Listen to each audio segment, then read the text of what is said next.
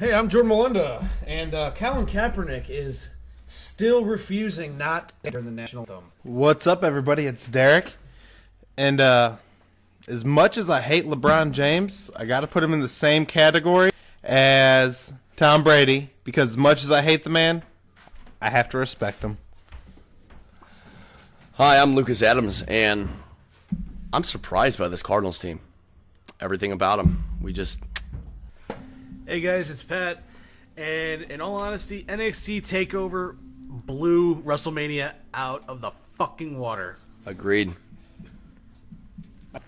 Hi, Dillon here. And the X Factor, Des Bryant, is no more. Hi, guys. It's Dillon. I'd like to welcome myself to the show. We're the Sandlot Crew. Oh, you didn't know?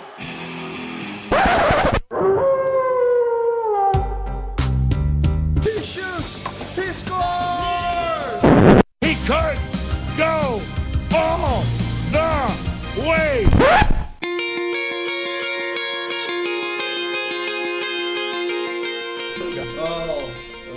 I mean, you left the door open for you, Dylan. Hey! So you do a great intro, and I think... Hi, guys. I'm Dillon.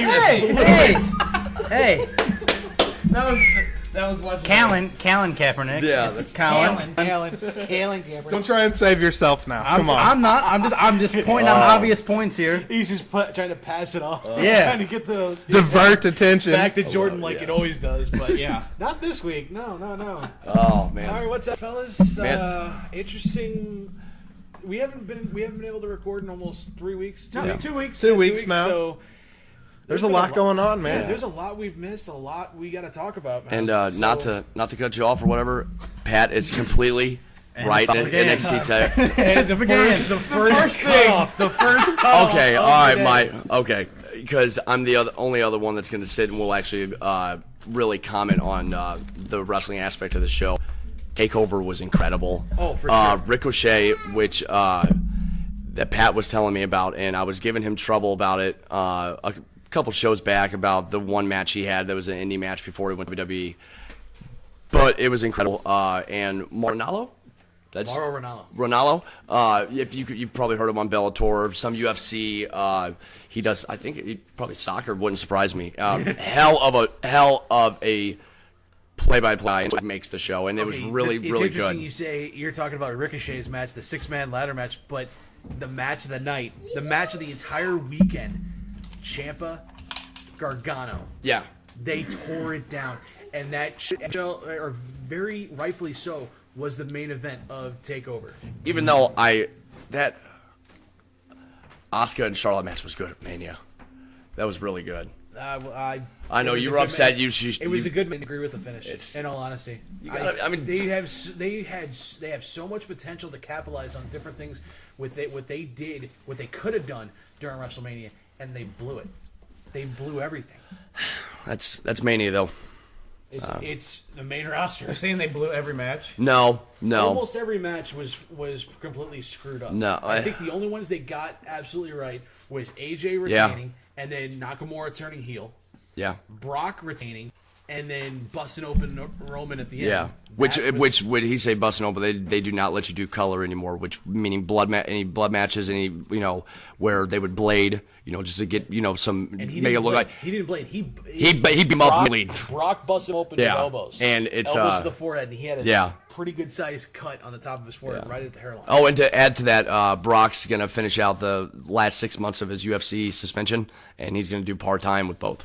He'll be fight. I bet he'll be fighting at the end of the summer. Is that why they said that he's going to be re-signing with WWE? Yes. Yeah. Because his UFC contract's still intact. It's probably got another year or two left. And also, the interesting tidbit about it too is the only reason they're keeping the title on him is so they can get past CM Punk's 434. Yep, I think so too. I just don't. From the rumor I don't think he should drop it to Lashley.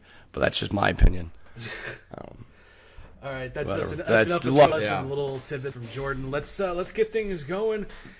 Derek, you're always the first one to start. You always got something interesting to say. Opening drive, hit me. Opening drive.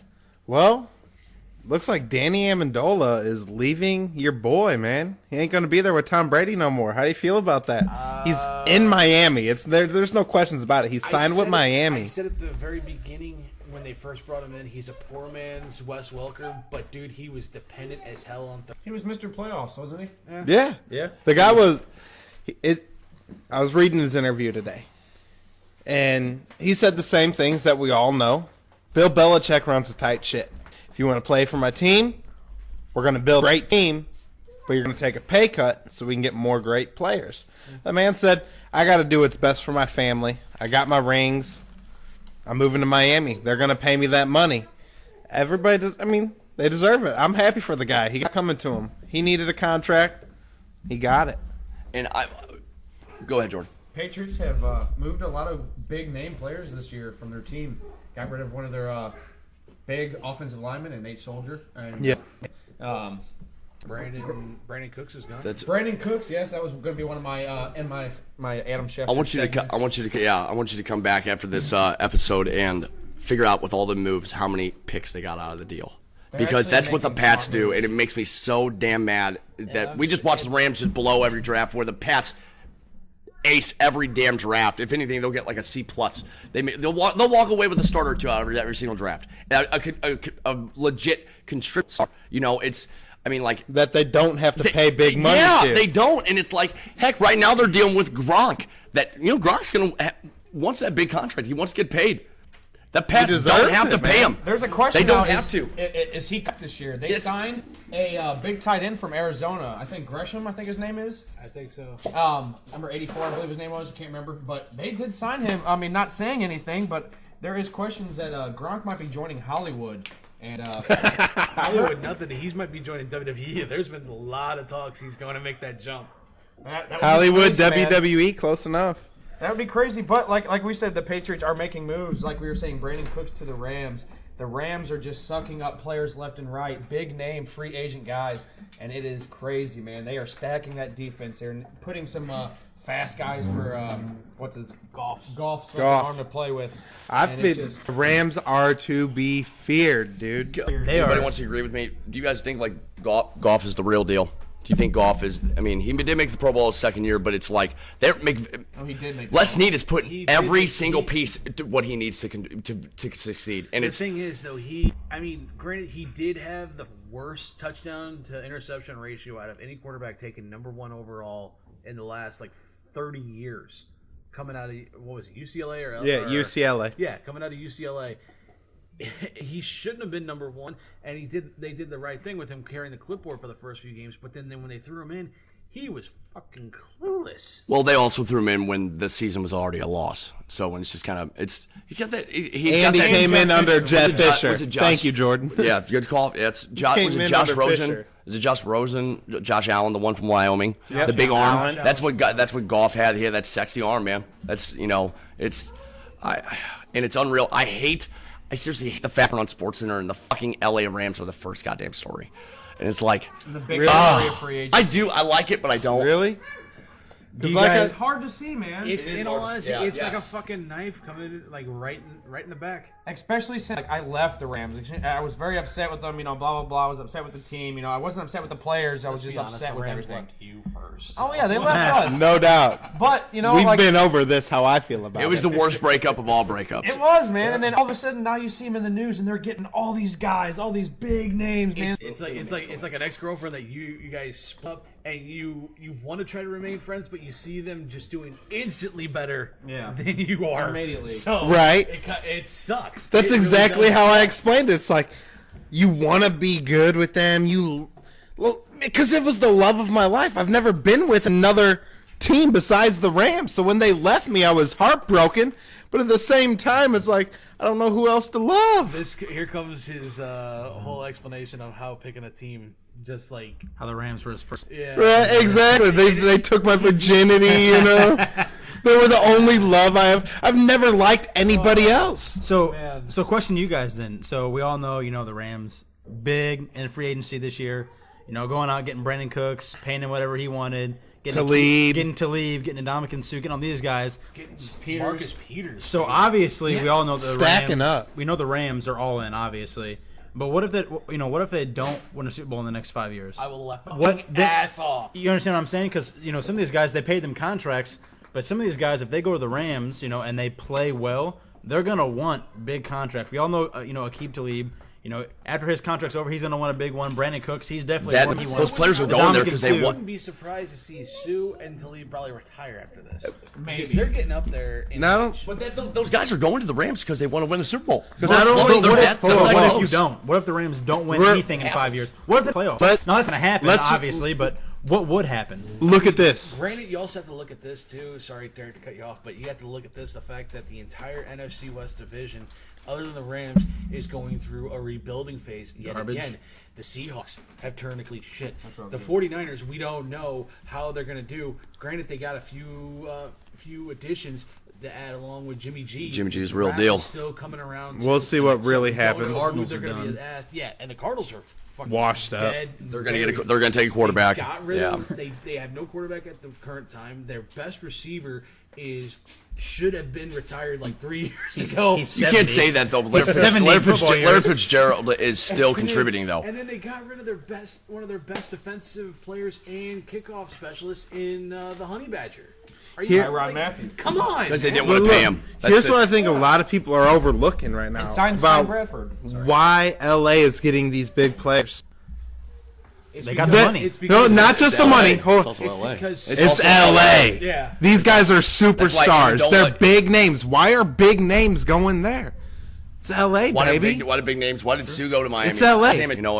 Or not LA, sorry, Miami. Why is Amendola down at Miami? Well, he's already got his ring with the Pats.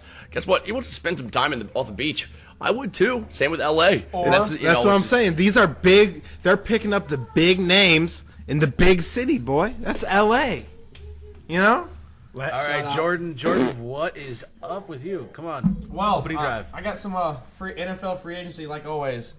Anyway, and like we said earlier, Brandon Cooks to the Rams for a 4th-round pick and a 4th-round pick for the 23rd overall pick. The Rams gave third for Brandon Cooks, adding to that offense. Guys, RG3 went to the Ravens, former Redskins and Browns quarterback. Mm-hmm. 1 year deal. 1 year deal. How do you guys feel about that? I am. Second series in the preseason, he gets hurt. Are they counting I'm surprised. Was he taken there by helicopter? Yeah.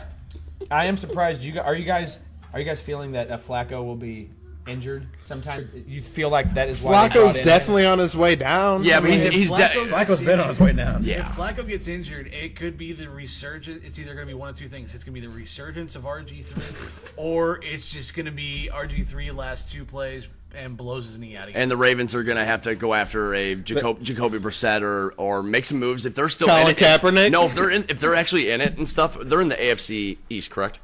AFC North. AFC North. If they're in it, I wouldn't. If I see them, making a trade for Nick Foles or something. Division 2 is going to be interesting this year because, in all honesty, I say so much shit about Cleveland and the Browns and whatnot, but with the moves they have made this offseason, they could be the AFC North, and Pittsburgh's got to deal with that. But hey, anyway, let's see. We got Raiders punch Marquise King. How do we say this? Marquise King. Marquise How King. about him, man? The guy's a stud. What happened there? He brings a 3-year deal with the Broncos, and then Browns guys have extended Jarvis Landry's contract. A 5-year, $75 million contract, and $47 million guaranteed. These guys keep fucking with my head. Anyway, the Seahawks have signed Janikowski. How about kicker. that? Yeah, 18th season. 18th season kicking for the Seahawks. Kick his ass. Seabass is now playing with the Seahawks. Shit. How does that happen? Janikowski is exactly what you would think, like a guy rolling out of bed, drinking a beer or two in the morning for his breakfast, and shows up to the football field and just kicks the ball. Honestly, wasn't that the problem that he was having like at the very beginning of his career, wasn't it? Yeah. I mean, come on, Jordan, you're the Oakland expert. What was the question? What was his whole ordeal at the very beginning of his career? Because I remember there was a lot of controversy. Was it because I think Oakland took him so early? I think he was a 3rd or 2nd round draft pick, wasn't he? Mm-hmm. Yeah. See, here's my thing. My son, he's interested in playing. I'm telling boy, learn to kick the damn ball. You'll play for 20 years. You'll never get touched. You'll bank like $50 million. Morton Anderson. Do it. Morton Anderson made the most. I think he made multi-million-dollar contract, sure, but I think he had scored the most points in NFL history. That's what I'm saying. Hey, not to Adam Vinatieri is like 40, exactly, like 44. Have you ever listened to 4 or 5 Super Bowls, and he's still playing. Have you ever the man wakes up every morning, stretches his leg out, takes a deep breath, chugs a beer. Exactly. Goes to the football field and just kicks footballs all day If you long. listen to Pat McAfee talk about I Adam love Vinatieri, Pat it's McAfee. hilarious. Dude, he acts like Adam Vinatieri is God. He is the God that created King of Football. Like, according to Pat McAfee, and it's just like he goes, here comes our Lord and Savior Vinatieri. He goes, he can kick in his sleep. He can kick a 55-yarder in his fucking sleep. Pat McAfee is one of the funniest. I think we talked about it before, but when that Dallas middle linebacker had to do the kickoff, and his whole thing was like, here comes Mister Never Misses a this leg guy day doesn't at miss the arm gym." day. He goes, look at that, and he after his kicking, he goes, look at that form. He goes, he is part of the brand. Welcome to the brand. Fucking just the funniest. He is. And he just got signed to WWE too. He works for Bleacher Reporter, BuzzFeed, or not, or Barstool. He's a journalist, and I'm like. And he's having fun. He just got signed to be a commentator for WWE. His first thing was NXT Takeover. Yeah. With the pre-show. He was talking with Sam Roberts and Ray Young. Is that really? Is he legit like a side by him? Is that what he's doing the Facebook thing when he was doing the takeover? Yeah, that's pretty cool. I think it's like a 2 or 3 year deal. He sat front row and did pretty much a play-by-play, and he because he showed Triple H. I guess that was a house show. It wasn't Takeover. No, but it was in Indianapolis. Yeah. No, it was a recent. But it was at Takeover this past week. It's still pretty cool. Either way. Yeah. Go ahead, Luke. It's on to you. Oh man, see, it's hard to. The two that I really want to talk about. Was his name Jordan Reed? Was I say that right? That won the Masters. I want to talk golf. Jordan Reed is a tight end for the Redskins. Yeah. No, the guy that No, Pete. The guy who won the Masters. His name's Pete something, isn't it? No, it's last name's Reed. So. Nonetheless, this is why we need to do research. Well, his story, I forgot his first name, but the story he had, and it's Jordan Spieth had the Masters won. Like, this dude, the way he rolling in the back nine, but the guy hasn't, he got kicked off of his college golf team, hasn't talked to his parents in 3 or 4 years, and they were right down the road. What was it? Patrick Reed. Okay, so you were 3 close. miles. They were 3 miles. 3 miles away. down the road, Yeah. and he don't care. He don't give a shit who you are. And he's apparently the new villain of golf. Yeah, and he's the heel in golf now. Listen to Bernie talk about him was unreal. I always love the villain. And it's I always say natural born heel, but Jesus Christ, this guy took it to a whole new level. Patrick Reed. Yeah, he's got. And it's just the way he talks, no remorse. I'm like, wow. And I'm like, that's unreal. What's everybody's all happy and Rory McIlroy. He pursed $11 million. It's. Yeah. $11 million That's for what a I got. week's worth of work? I'll talk about the Cardinals on a different segment. So I'm steaming about that. I can't wait to talk about that. I can't even. I'm Cardinals. I'm ready to talk some Cardinal way. Wait till we get there. Oh, can I throw? I'll make this. We're gonna have different discussions here. Okay. Whoa. Hold the fucking phone and the mustard on this Cardinal one. way. What do you mean Cardinal way with the air quotes? The Cardinal way I'm talking about is we don't buy all-stars. In the era of super teams, we will still figure it out our own way. Get real. Get with the times, Cardinals. Hey, I'll bet you. Hey, swear, you want to bet? You're a bet man. on a second. I'll bet you $50 we go after either Harper or Trout next season. And we're going to actually go Let's hard. see it. Harper or 'cause Trout, nothing. We're going Machado, dude. We haven't No, gone I after don't- anybody, I don't- honestly. okay, We're personally, second I'll go best for Trout. everybody. I would. We were in the That's front me. running for Stanton. We were. He We just didn't didn't want even- to come here. Actually, last We were in episode. the front running. We offered him more money than what he took. We were going to give Can you we were going to blame- give can his you blame salary. him? We were going to take his salary, and we were going to give the Marlins even more money. But no, there's a- wrong, there's a Jordan. The weather reason right why. now, with the weather right now, this is exactly why he didn't want to come here. Exactly. This is serious? exactly why. That's why people don't want to come to St. Louis anymore. When they're playing Boston, they're all wearing ski masks. It's cold out there. Bro, it's New York City, But man. there's a reason it's why he New didn't York want to come. City. I mean, there's why he didn't want to come here. Look, we have all these super teams. In this era of baseball. Exactly. Why would he want to come to a place that just wants to do a farm system? The biggest sign we had is Ozuna. Thank you. That Thank is it. you. And now Ozuna is actually doing he's exceeding my expectations so far. He's doing better than what I thought he was going to do. But why would he want to come to a place like this when he can go to the Yankees? Like the Yankees, who have an Aaron Judge, who have all these players, or you have the Cubs, or you have the Red Sox, you have all these people, Indians, building a super team, and the Cardinals are just trying to focus. I understand they want to focus on their farm system because it's done well for us, but we're in a different era of ball now. Farm system but we do. But what is farm? We're in an era. It's not going to help us out. The farm system did us great for a long time. There's a lot of nostalgia with St. Louis Cardinals and the farm system. Those days are over, fellas. Well, I don't think so. You say that, but our pitching is like the best in baseball right now. What about the hitting portion? What about So our who offensive can portion? come up? Pitching. We got Flaherty. Who's the other one? Our farm system's great, but can our farm system compete with super teams? I don't see a lot of super teams in the league. I mean, you guys keep saying these super teams. There's only the Dodgers, the Indians. What are the Dodgers doing? The Dodgers are not a super. They're like 5-9 right now. They're We're nothing into the season right now. Still, and they look like garbage. They were almost they were in the World Series. I'm talking about the teams that are willing to. They were in the World Series, and they're looking like garbage right now. I mean, I don't really see super the only super team I see is the Yankees right now because they have two monster bats. The Cubs, they're not looking that fantastic. How can you even place judgment on what 156 game season? Yeah, 15 games in. I mean, that's what we're talking about. 162 actually. Okay. Either way, my point is still valid. My point is still valid. It's just that's what we do. We're 10 games. We're 10 games in, man. People already start. We're not going to start 5. If the Cardinals, if we don't start managing our bullpen the way we should, because our bullpen's fucking good, and it's not Madison's call. Everybody said, "Oh, we got a new pitching coach." Matheny's the one that still makes the goddamn calls. If we don't learn how to manage that, because we get offense like Jose Martinez crushes the fucking ball. I think that if we get rid of Wong, we get a replacement for Wong. Matheny just.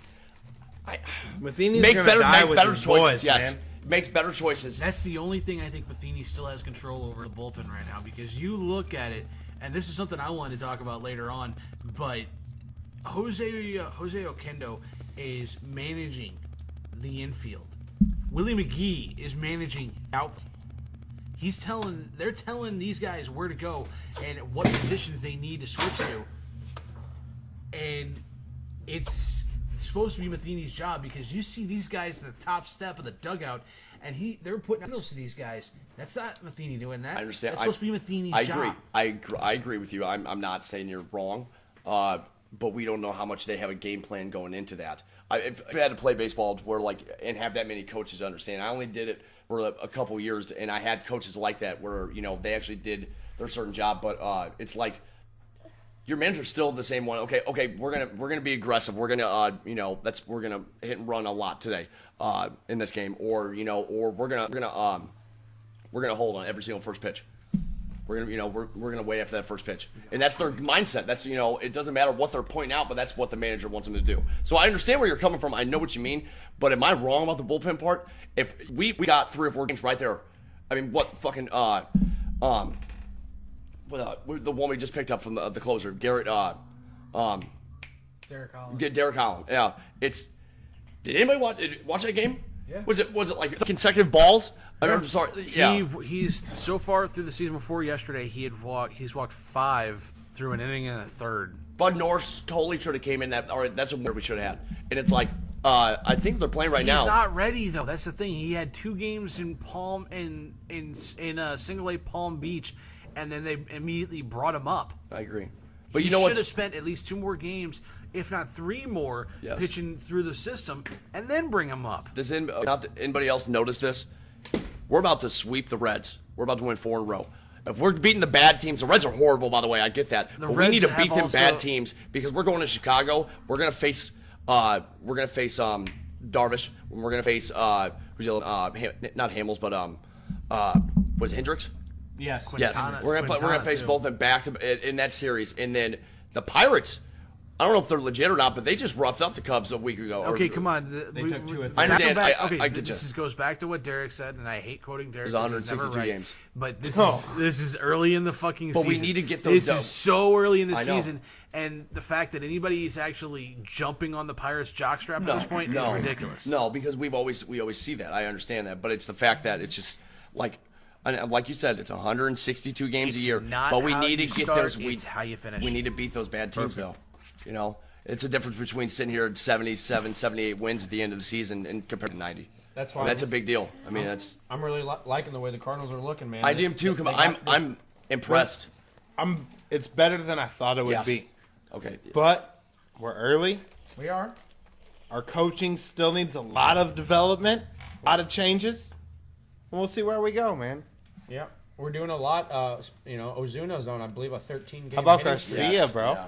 Exactly. And yeah. 2 Garcia, home runs. Not to date this podcast, but the other night he had 2 home runs and a double, and I believe a walk. And those 2 home runs were off left-handed pitching. Yeah, and he's never done that before. And they were bombs, man. Yeah. That ball came off the bat and was over the Great American over the Ballpark, 5th inch Park, so that was a given. And granted, but they were those 2 over the pitches fence so fast. They were change-ups right over the plate, and he just crushed them. I mean, also, y'all look at Yachty, too. Yachty's actually playing. Yachty's killing his batting is ridiculous. And how about Yachty coming out ready to runs throw down with the Diamondbacks coach? Calling him a motherfucker. You letting this motherfucker call your balls and strikes. Did anybody have any?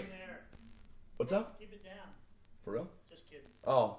You said for real? I'm like, scared the shit out. Sorry, my neighbor just kind of spooked us. I put you on a deck. I was going to jump out and scare you.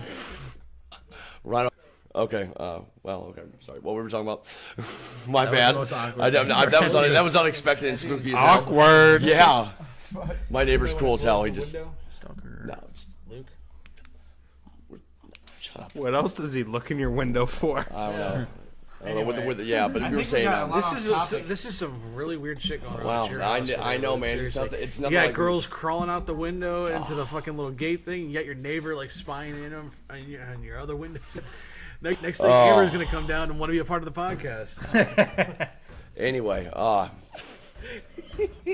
If that happens, I'll concede my bet, whatever it may be, on the 50-50 ball. Let's next opening drive.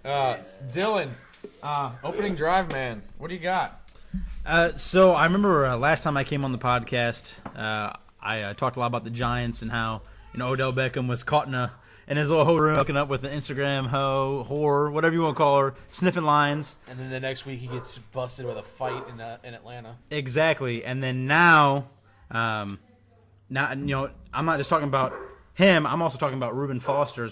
I don't know what it is about people coming in the league. I don't know what it is with people coming in the league and making all this money, and then they want to go and commit all these felonies or do things Alden wrong. Smith. These are great players. I can never thought they're great players. Alden's out of the league though. but he was one of the best. He was one of the best defensive linebackers, outside linebackers. But they're great. Ever come out of the University of Missouri? But they're great players. They're doing things that we wish we could do. 1% of people get to go play in the NFL, and these guys are going through and they're ruining their lives. Josh Gordon. He just got hit with 3 felonies. Yeah. He had an assault rifle, or he had a rifle. I don't like saying assault rifle. He had a rifle in his on him. He used to let his girlfriend or his wife, whatever she is, say anything to the cops, and then he beat her profusely. Props to Derek, because he was right there with me going to get Jackson. And we hear him crying because he's got a bump on the back of his head. He's fine. He's spooked. He's probably more scared than anything, and so is my wife. So, but props to Derek for getting there before me. And oh, Jesus Christ! Yeah, it screamed at it by Amber. Don't touch him. Sorry, good grief. No, you guys. All right, go ahead. But what I was saying was, you got all these players that have all this skill and all this potential, and they work their whole lives for this, and then they go and blow it on the most ridiculous things, like cocaine and strippers, or they beat somebody, and they think because they're superstars it's not going to affect them, but he's going to get Reuben Foster's going to get charged with felonies now. I mean that's in discussion, and more than likely. His football career will probably be over. And in all honesty, good. So my whole thing with this is, These people work so hard to overcome the adversity there's within life, coming up from ghettos and drug-infested and gang-infested environments to become successful in life, yet revert back to this like situation that I guess they've known, they're used to. But why did you work so hard to leave all that behind to go right back to it? A main example of that, a good example of that, Aaron Hernandez. Perfect. He was the guy, he had in the world. He was one of the best tight ends in the league. Signed with one of the best teams you could be with. One of the best quarterbacks in the history that of the actually NFL. paid him. Yeah, Yeah, a big he was contract. making money. Yeah. But the thing is, you can take the gangster out of the gang lifestyle, but you can't take the lifestyle out of the gangster. But Aaron Hernandez, I mean, from Florida, I mean, he was doing the same stuff at Florida. Yeah. That's what the crazy part was, is that he got signed. He still got signed even when he was still doing these things at Florida. I just want to... You work so hard to overcome all this adversity, all these milestones in your life, these roads put in front of you, for nothing. To resort back to nothing. Yeah, exactly. I said this a few weeks ago, and I'll say it again. It's because a lot of these guys don't have someone to sit them down and tell them, knock the shit off. Exactly. They don't have these guys. They like Herm Edwards. Herm Edwards is a perfect example because he always said, whenever some young player gets in trouble, he's always the first one they go to on ESPN to say, hey, what's up with so-and-so? It's because he's an idiot. He doesn't know what he's doing. He doesn't have anybody there to counsel them. That's why a lot of these guys that skip the freshman or the rookie symposium, they skip the rookie symposium, and chances are they end up like doing the same shit that Odell Beckham Jr. does, the same shit that what's his name, Reuben Foster does. They skip the rookie symposium because Herm Edwards is always the first guest speaker there, and he tells them what they need to do, how they need to do it, and when they need to do anything, and who to stay away from, and they don't listen. What is it? But they have when they're doing, I guess not a symposium, but after they get drafted and then talk about, you need a fall guy. You don't need a fall guy. You need to stay the fuck away from them people that to put you in that situation that you would need a guy like that. Like, it's just, I mean, and you're correct. The Herm Edwards thing is like, and he breaks it down like a. Where's he going? Arizona State. Yeah, he's gonna do well, man. I like Herm Edwards a lot, and that's the playoffs. You're correct though, but I guess NFL coaches tolerate that shit now, or they just like, oh, it's just how he is, how he was brought up, and it's kind of like, I don't know, and how that still went through with the Pats, which blows my mind. That was the modern NFL is not standing for this anymore. Yeah, but that's still, and Belichick wasn't was strict as hell back then though, because them guys, they were all pretty good guys that worked for the Pats or played for the Pats. Arizona State. Yeah, he signed up. Yeah, that's right. As of last, really? Yeah, like last month or something like that. End of last month. Send-off show on SportsCenter. But what's crazy to me is like what is there, like 209 guys enter the draft or something like that, along those lines, and only 1% of them make it. That's like 20 players. You're one of those 20 players, and you're just maybe 10%. 209 guys get 200 and something guys get drafted out of like the couple thousand that no doubt enter the draft versus also the couple million like around the country that are playing college football. Yeah. So and up that number to high school. You're up that 1%. Hundreds of thousands in college, millions in high school. Yeah. You're of that 1% that make it. You have so many people looking up to you. You have so many people that are completely jealous of you.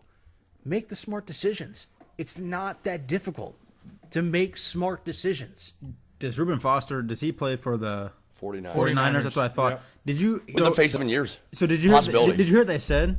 Instead of like cutting him immediately, there was one player, I can't remember his name right now on the top of my head, but he got cut instantly. He got cut instantly when he domestic violence charge. They cut him the very next day. This guy gets 3, and they say, well, before we do anything, we're going to let the court play it out first. Ray Rice. we're gonna let the court play it out first. Ray Rice was on video. There was a video evidence of Ray Rice getting beating the crap out of his fiance. Well, at first it wasn't like that. Then they showed the other one where he got off the actual elevator and you just see him wallop her. I'm like, oh. You see what I'm saying though? You're one of the very few, and then he didn't get charged. They're doing things that he got blackballed by the NFL. He got charged. Did he? Oh, okay. They're doing things that we grew up playing backyard football, and we're pretending to be some of these guys. We're pretending to be NFL players. Exactly. We want to do role models. We want to do these things. Then you go, you beat your wife, beat your girlfriend, or you shoot somebody, or you bring a gun on you when you're not supposed to have.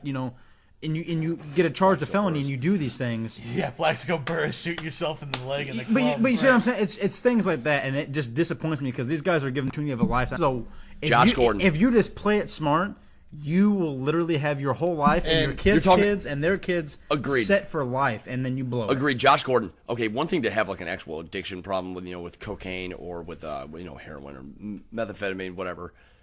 The dude couldn't pass a piss test for pot. Not to have pot in your fucking system. Like, he missed like 3 years. 4 years maybe, or something like that. And he had all the talent in the world. Whatever. Still. Wow. Like, don't smoke a joint. Like, a couple weeks prior. Like, and it's probably one of the guys that habitual smoker. They like, can't lay off the weed. Yeah, just like you were saying, Luke, with Reuben Foster, he could be facing up to 11 years in prison. You go from being a NFL, defensive linebacker to possibly being in jail for the next 11 years of your life for domestic violence when you had your whole life in front of you, man. Like Dillon, spot on. What are you doing? Why are you doing this? You're being a role model. You're living the dream of being an NFL star and playing football for a living, man. Like, exactly. Why are these guys doing this? Why are these kids, should I say, that haven't turned into adults yet? Why are they doing this? And like, ghetto has no insane, color, man. Like, wrap this up. The whole point is, not only is it their life they're affecting, they're showing kids a way out, yet reverting back to what they used to do. It's not just their life warning, it's the people that have looked up to these people. And it's not fair necessarily to put that on somebody else. Like, I never chose to be a role model. You chose to be a public figure, though. You knew what you wanted, you went after it, and you're putting on a shitty example of a human. Get over it. Move forward. Set the example, be a good person, be a professional athlete, and do what you set out to do. Taking the field, anybody have an issue if I start off with this one? No, because I got something I really want to talk about with this. I got something I really want to go off on. Mark McGwire says he could have hit 70 home runs in '98 if he wasn't on PEDs. Bullshit. This is like me saying I could have won the Indy 500 in a Ford Focus because I'm such a badass driver.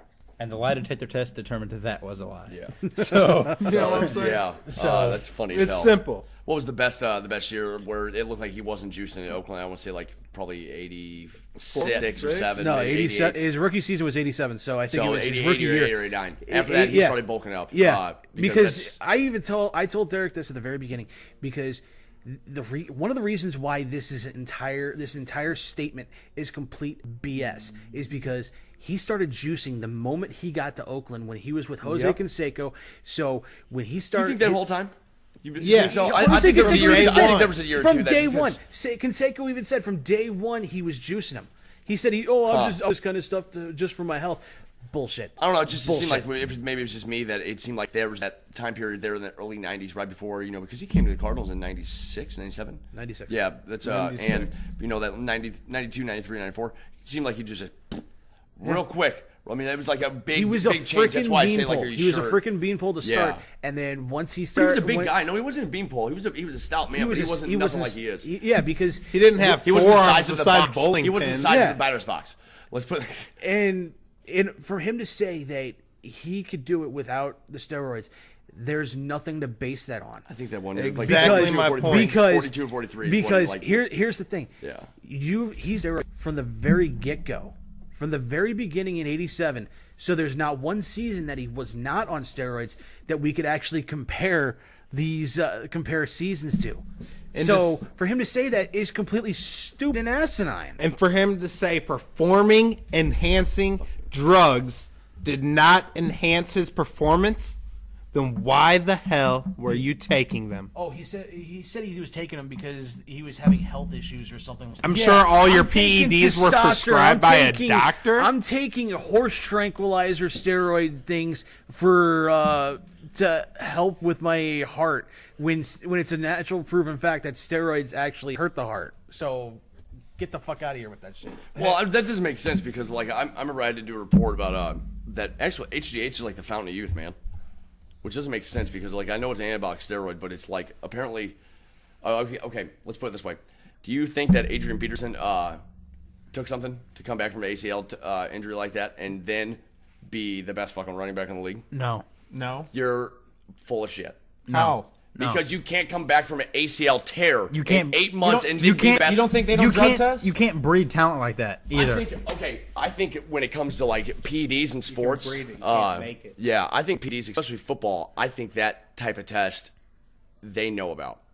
Where like Josh Gordon where he got pot tests where they just randomly will probably just drug test you. Because I think you have to actually take blood to understand if I think somebody's taking anabolic steroids.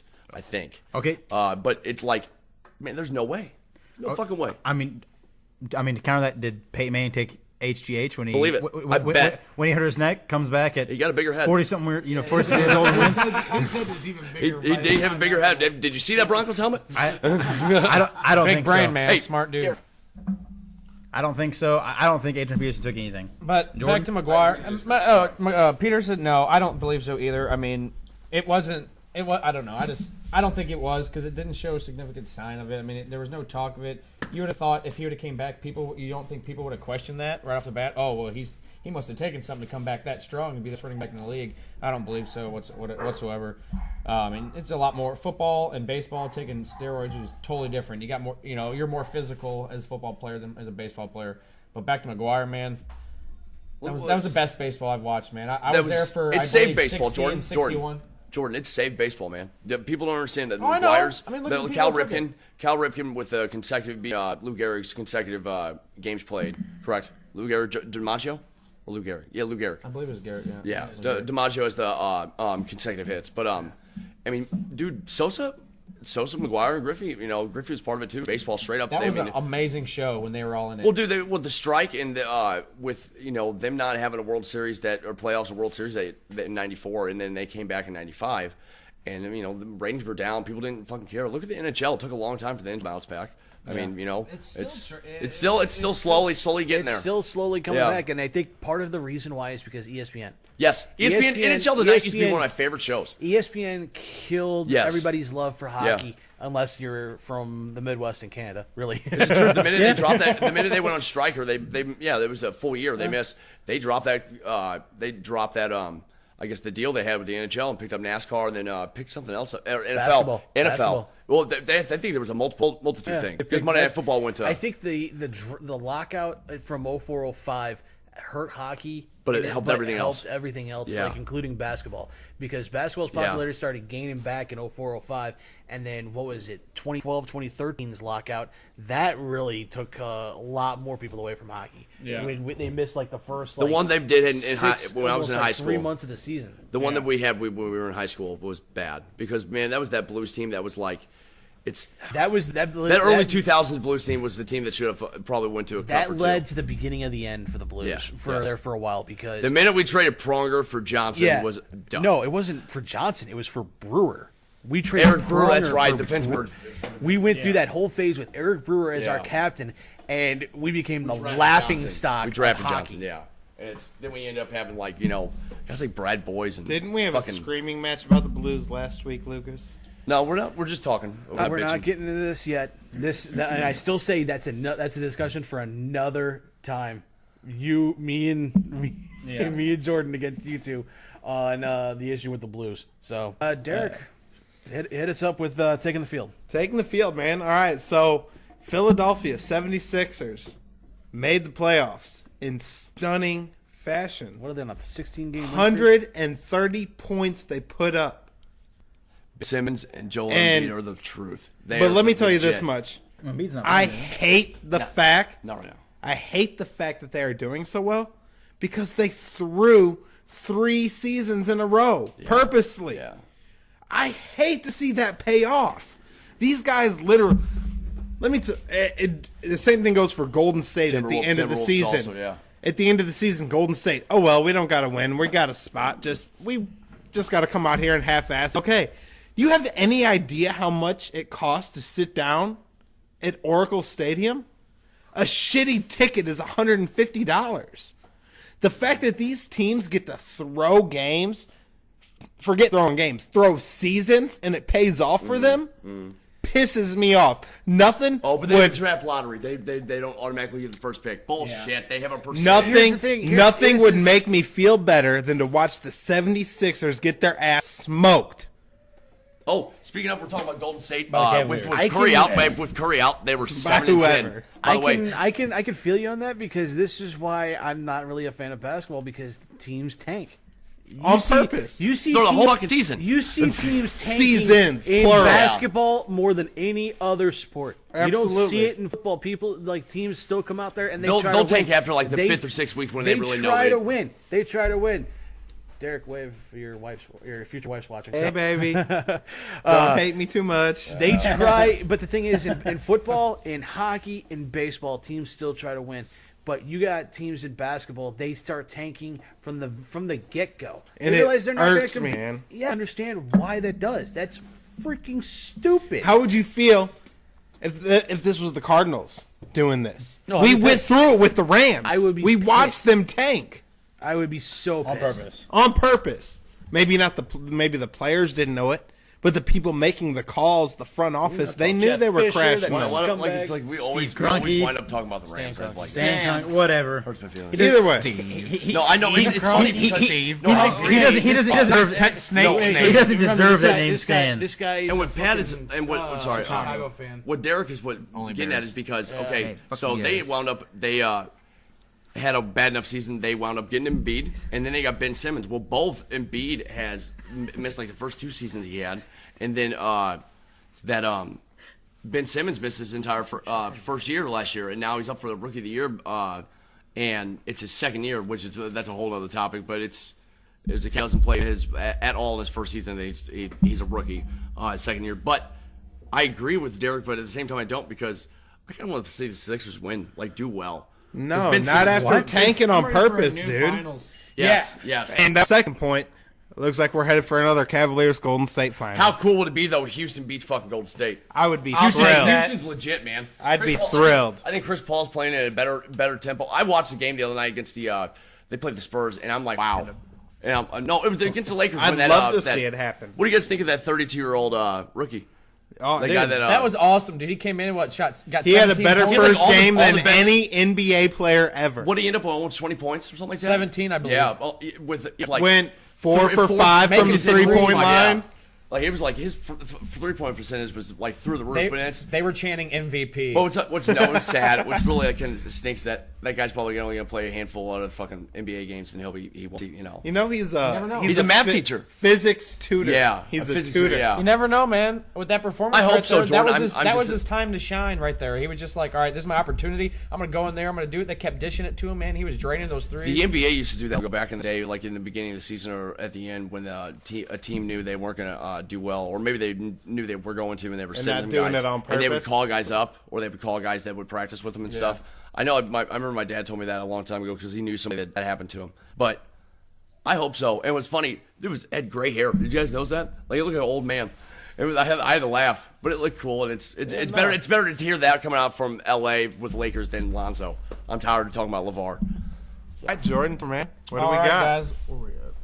Taking the field, guys. Seahawks have postponed Colin Kaepernick's visit. QB declined for the anthem kneeling. What is this guy thinking? He's been out of the league 1 full season, guys. He has got an opportunity with the Seahawks to be backup quarterback for Russell Wilson, or if Russell Wilson gets hurt, they might be expecting that. I do not know. But he's blowing an opportunity here. He still wants to protest. He still wants to kneel. He's not giving answers to if he's going to stand or kneel. Same regards going to Eric Reed, safety, 49ers. I believe he's a free agent. I believe he is. He went through the same scenario. He went kneeling with Colin Kaepernick, and now he's getting double questioned about signing because he's choosing not to talk about his protesting. And it's nuts, man.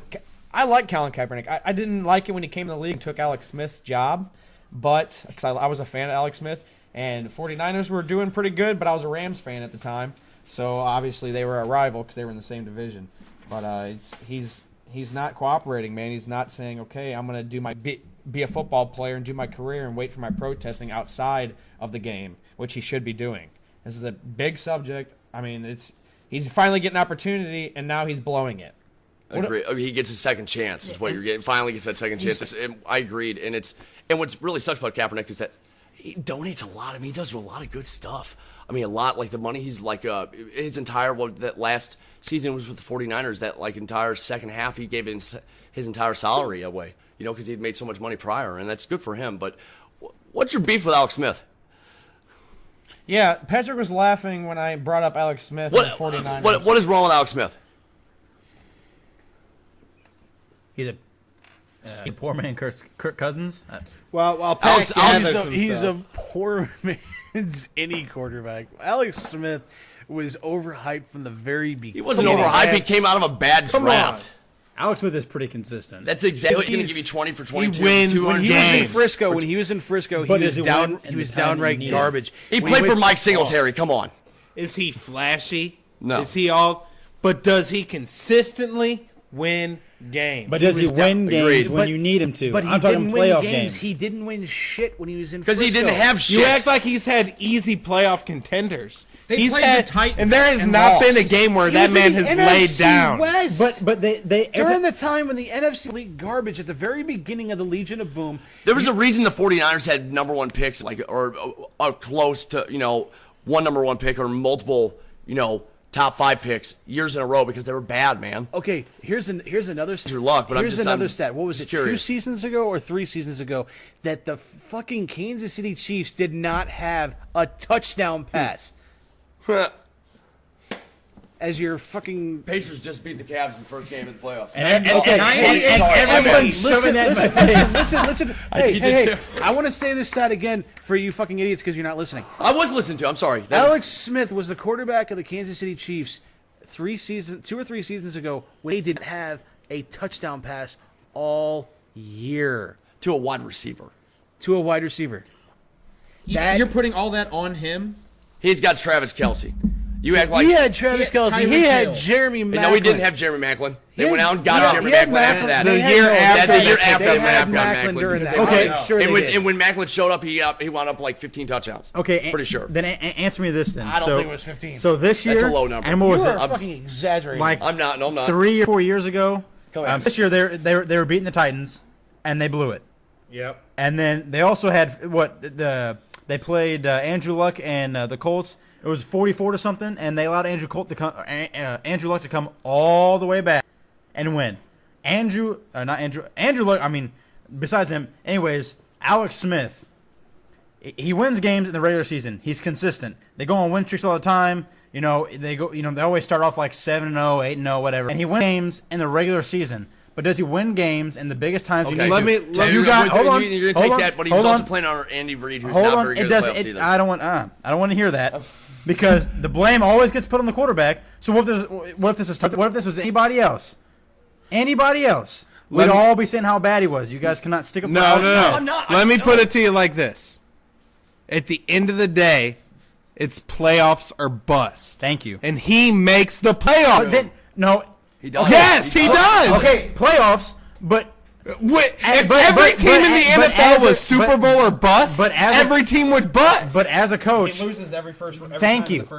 You got to have some. It's playoffs or bust. He makes the playoffs. You got to have some. Expect? You got to have some progression. The Titans this year. No, I'm saying 2 years in a row we played. Okay. Then what's your excuse for this year then? I'm just honest. Against a terrible Titans team. All right, this turned into a heated debate. No, I'm not. We're on the same page. I was just asking why Pat didn't like him. I'm just saying. All I'm saying is, would I take Alex Smith as my starting quarterback for any team? Of course I would. He's fantastic in the regular season. He's consistent. He throws his touchdowns. He barely throws interceptions. His completion percentage is insane. But at some point in time, you have to look past the first round of the playoffs and try to move on. I'm not saying Super Bowl or bust. If but I'm you an have owner, to win more than just one game in the playoffs. If I'm an owner, I'm looking from a business perspective. He's a safe bet. Yeah. But you got to please your fans at some point in time, and when it's almost like the Blues. You guys go. All right. I can't even argue with that. But, you put that up there. I can't argue because that was my whole argument last week. But you see what I'm saying? I'm a big Blues fan, and then they lose in the first round of playoffs almost every year. I mean, same thing with Alex Smith. You got to show us. You got to show the fans. No, I get it. Something. I get it. 100%. Now, like I said those before, fans still come and pay the tickets but would I take to go Alex watch Smith him as play. But would I take Alex Smith as my quarterback? Of course I would. Of course I would. All right. Now, hey, now, back to that Colin thing. What do you guys? What is he doing to his career? I've said it before, and I'll say it right now. You can't go to your job and bring politics to work. You got to leave it. Agreed. You have a time for that. That's in your home life. When you're at work, you do what happens at work. I can't go to my job and be protesting right to work because I'm a union employee every job I go to. Mm-hmm. I have to go there and do my goddamn job. Save my protesting for my personal life, not in front of the NFL cameras, which you are paid to be there for. Do what work asks. If you want a job, do what your job wants you to do. Point blank, period. Yeah, play football. Moving on. Right. Play football? Yeah, exactly. That's what he's there to pay for. But that is what that's what he does. When someone gives him the chance, he didn't say he wasn't gonna not kneel. I thought that was the basis of the thing. That's what he said. He didn't give an answer. No. I thought he said he wouldn't stop kneeling. No. They asked him that, and he wouldn't give an answer. Well, here's my second question: did the owners or whoever was interviewing him tell him that he had to stand? I guess that's a perception of what he has to do. No one wants him to kneel. They want him to stand. Well, yeah, you know what I mean. Yeah. He'll never play again if he does not stand for the. All they want him to do is stand. He doesn't have to cover his heart. Doesn't have to do just whatever. No, they just want him to stand. They don't want him to kneel. He can turn around. I just got to stand. Yeah, essentially that's what they do. They want him to stand. That's it. Leave your political views away from work. It's almost like he's trying to prove a point. I think his points already been sailed across. Yeah, we understand your viewpoint. There's not an NFL fan who does not want you play. Right. But they want to see you play and leave the politics out of football. Do you guys think he'll ever play football again? Not if he keeps going down the road he's headed down. No, just I think Johnny Manziel. I think Johnny Manziel will be in the NFL. Will Colin Kaepernick ever play another season in the NFL? It's going to take a desperate situation. It's either a yes or a no. I believe yes. I agree. I agree with Derek. There's going to be a team that's going to be that's a playoff contending team. And they go and the quarterback goes down. And the quarterback goes down and their backup is not equivalent. Maybe not every backup is Nick Foles. So maybe if something happens to Joe Flacco. Yeah, but they just picked up RG3. He's got a point. He's got a point. A year now. But I mean, I honestly I don't know if I think it will happen. He's young still. How old is he? Anybody know? Colin Kaepernick. He's what, late 20s? 26, 20. Okay. I would say 28. If he's 28, 29, I would maybe give him. If he's not in the league within the next 2 years, I would say he's not going to get another shot in the NFL. I think with the Seahawks, all the up and comings. All right, taking the field. Is 30. Yeah, 30 years old. Oh, damn. Wow. So yeah, like I said, if he's going to make a move, it's now or never. He's got a year left. and he didn't really take a whole lot of big hits because he was pretty agile and he's a big guy too. He's not small. Fast. I mean, he's stout. How many years did he end up playing in the NFL? I think 3 or 4, maybe 5. 3 or 4. Yeah. Went to the Super Bowl once. Went to the NFC Championship the very next year. Well, the 49ers got him in the second round from Nevada, 2000, because they got Alex Smith in 2010. No, 5. Key point is he'll probably never play again. If he's not going to stop with this BS and just be like, hey man, I understand where the program is. Nobody wants to see that. He should understand that in order for me to get a job, I'm going to have to not protest on the. Hey, look, your interviews after the fact. Talk about it then. Talk about it any other time. Just don't show it on the field where everybody's paying their hard-earned money to come watch a professional football game, and then they see you protesting, and it's because terrible. That employer has all the right in the world to judge you either one way or the other, or let you go. Because he does. It's the truth. All right. Well, hey, we need to. We're gonna go ahead and move on. Taking the field, Derek. No. Lucas. What do you got there, buddy? Ohtani. That was pretty. I mean, shit. Am I saying this right? Shohei Ohtani. I thought it was Heyo. It's Shohei, whatever. Nonetheless, Shohei Ohtani. He is turning out to be all the hype. Dude is pitching and hitting like a superstar, and it's gonna be funny because he might end up starting the All-Star game for the AL and hitting 3 in the 3 or 4 hole. So I think it's also the end of Pujols in Anaheim too. I agree. So. I agree. Even though Pujols isn't having bad, it's not. He's still hitting the ball hard. He's just getting old. How many years does he have left on his contract, Matt? 1 or 2. He has 3. Because he signed 10, right? Yeah. 2011. So he's got 2 or 3. Do you think they'll just let him go? Like just they cut can cut him and they just, can. just stop with him? Thank you. You think somebody would pick him up to DH? Possibly. I mean, he wouldn't be a bad DH. He just can't run bases. He still wants to play first base, so I don't know. He's been DH over there for a long. Is he playing first? I think he's splitting. He's split time. He's splitting time. Well, what's unreal is what people forget is that Pujols was a Gold Glove first baseman like 4 or 5 times while he was here in St. Louis. He was a pretty defensive, like when it came to, actual playing his position. But that foot problem really killed him. The plantar fasciitis and the Achilles issues, and it's just that and the steroids on top of it too probably aged him. And greed.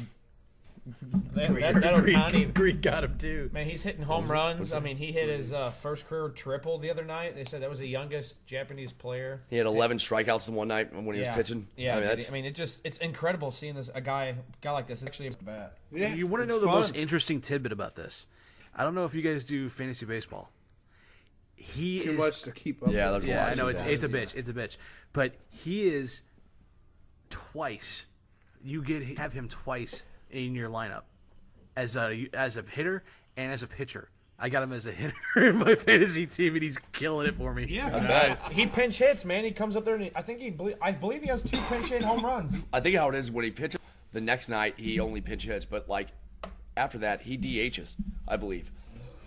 He is what baseball has been waiting for. And what's funny, he can play the field too. He's fun. He knows man. how to He's play the field. Exciting. He's Fast. He is the resurrection of baseball. He is a step in baseball. Teams will figure it out, but you know what? That's what the great players overcome. If they eventually figure it out, and that's why they call it like a sophomore slump because they figure your shit out. And then you got to overcome from that. And I hope he does, but I also hope he has a phenomenal rookie year. Do you think there'll be more like him in the years to come? I believe so. I don't know. I believe this is what is going to get the NL to turn towards the DH. Yeah. You think so? Yeah. Because they can have a pitcher like him come and just smack balls like it's nothing? Yeah. I mean, it's Madison Bumgarner. He hits home runs for San Francisco. He does. Waino hits homers. I don't think there's really any other pitchers. Like Marquis used to be a really good hitter, so was Woody Cole Williams. Kershaw can hit. Some of them guys like to Kershaw's hit. not bad. Yeah. But some of the guys really like to hit, though. A lot of these guys, in all honesty, it wouldn't be a bad idea. But do you think more guys like him will come around? Yeah, more guys who can pitch and hit consistently like he does. I think this is like the end of 1 in 1,000. I think player the end of specialization as it's been known.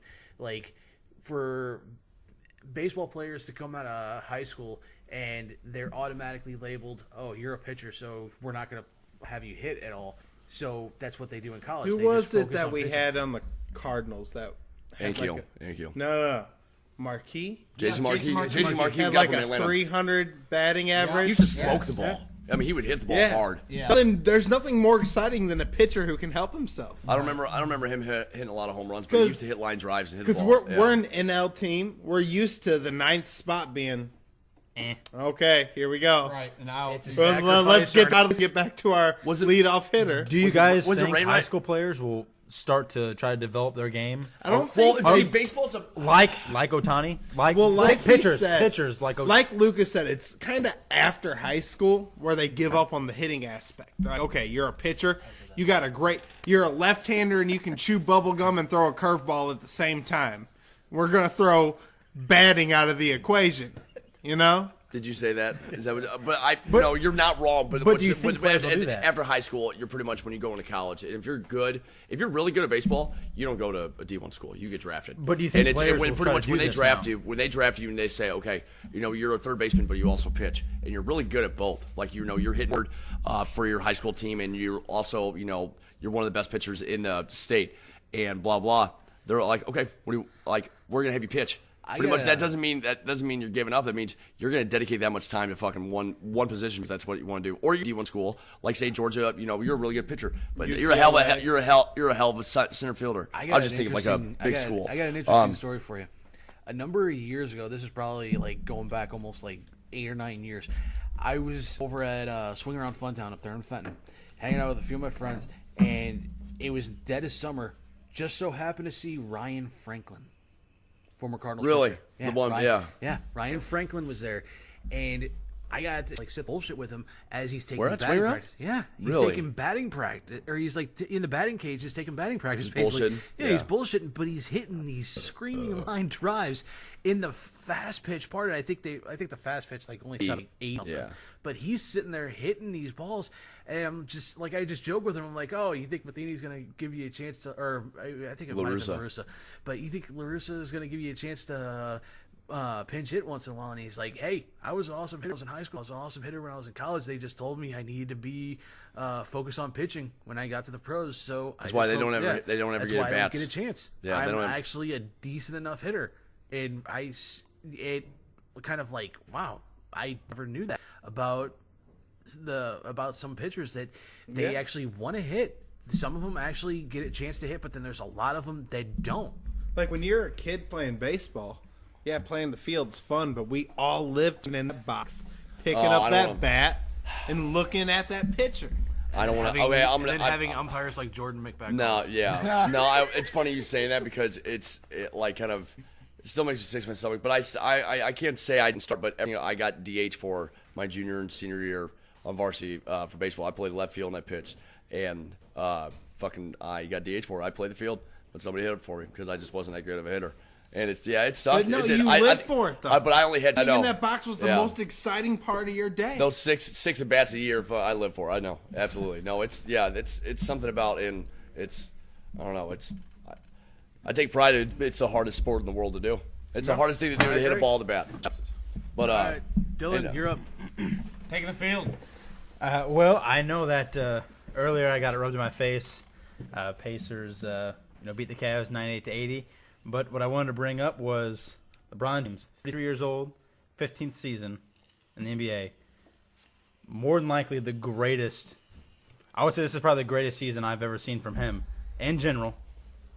And I think this might be one of the greatest seasons by a superstar of his caliber or his age that we've ever seen in the NBA. Agreed. You got to factor in he didn't go to college, so some of them guys that have been are close to his age or near don't have as many years, or because he didn't have them 4 years, 2 or 3, 4 years, one even. But it's LeBron at what is he? 33. 33 years old. That's incredible. And he came in the league at 18, 19 games. years old. Yeah. He didn't take a game off. But there's, I know we say that, but the guys before him, the Jordans, the Robbins, Oscar Robinsons, just all the greats, didn't take games off either.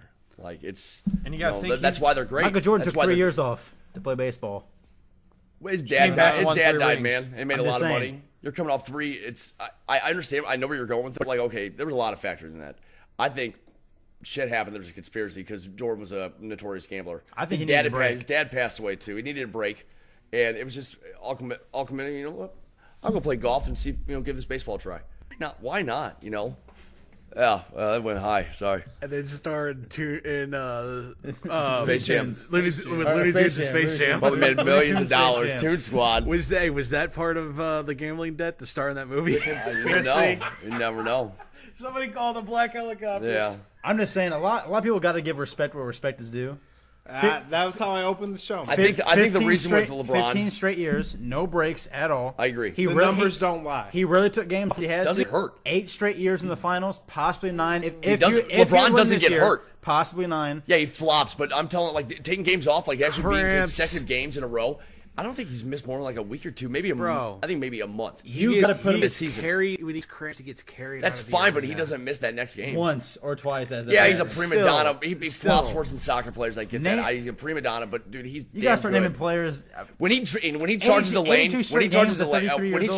Dillon, you'll appreciate this. When he charges in the lane, he's gonna throw down on your big guy down low. When LeBron's 6'9", 6'10".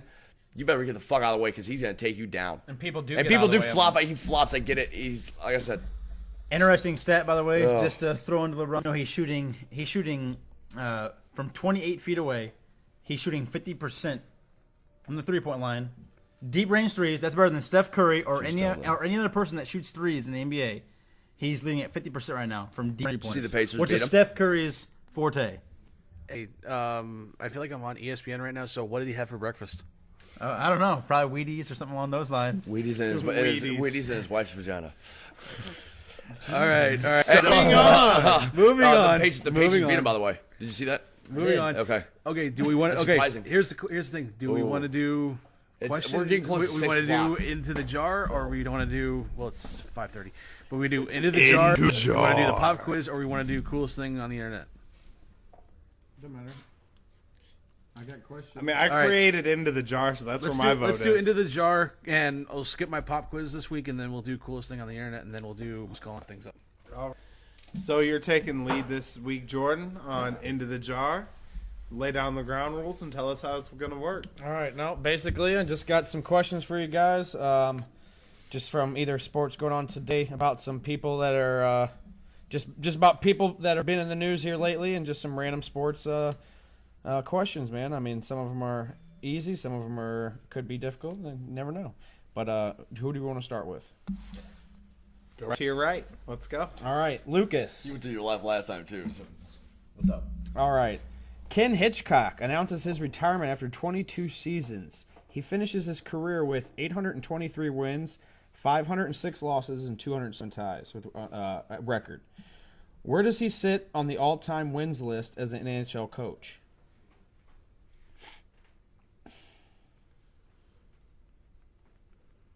Four. Very close. It is third. He just passed Al Arbor, and he moves in behind Joe Quenneville for the Blackhawks and Scotty Bowman of Detroit. I was going to say 3, too. I really was. Speaking I knew it was up there. Of Scotty Bowman, he has 1,244 wins, and Hitchcock just moved in with 823 wins. That's crazy, man. Wow. I don't think anybody's going to be touching Scotty Bowman. So, into the jar. Lucas, where is the jar? Into the jar. Into the jar. There you go, bud. Take it away. How do I do this? I got you. No, go ahead. Oh, it's... Oh, that's 2. Number 1. Oh, don't do this to me. What could this be? Pick it up, and I'll tell you. How do you know? That How do is you know? either Oh, it's on the back. barf or peach. Oh. Man. That looks like a barf one. You are so fucked. He's thinking about it. He's Go, meditating. go, He's go, thinking about go, it. Okay. go. We're on a I'm time gonna frame eat here. this We got bean. 30 minutes left to wrap this shit up, so hurry the fuck up. Takes a already. deep breath, puts it in his mouth, chewing it ever so slightly. Got there, Luke. Peach. It's peach! Boo! All right. I was waiting for Great. it. Derek. It got, like, tasty We on all my know how own. this will end. Derek. Okay. There has only been one athlete to hit an MLB home run and score an NFL touchdown in the same week. He's the same athlete who is the only person ever to play in both the World Series and the Super Bowl. Bo Jackson. No. Final answer. Oh. I got nothing else. Deion Sanders. Although he played in the World Series, he has never won one. Sanders did. It's a damn However, good guess, though. It's just Bo he Jackson. won 2 Super Just were Bowls. bad when he played. By the way, they weren't great. So Derek, into the jar. Hey, question. Did Bo Jackson play on the 85 Royals? No. No, he came after, right? Yeah. Okay. So, I have here in my hand rotten egg, which we all know how that ended last week, He debuted in 87, so. or buttered popcorn. I hope it's buttered popcorn. Either one doesn't sound great from a jelly bean. I just gotta be honest. All right, here we go. Oh, no. Please keep the retching to a minimum. Please be gross. Just so I can hear Jordan go, oh, God. It's buttered popcorn. You would know. I got popcorn, That's baby. by far the favorite one is buttered popcorn. Practicing at home. Practicing at home, I left the jar I know. here. I left it here. I'm scared to death to even just touch it. Patrick, No. going to baseball, okay? Today's World Series winners receive championship rings. Customary in most American sports, but that wasn't always the case. What did the players receive instead of rings prior to 1926? There's no multiple choice here. No, sir. Can you phone a friend? Something? Prior to 1926. Yes. Shoot.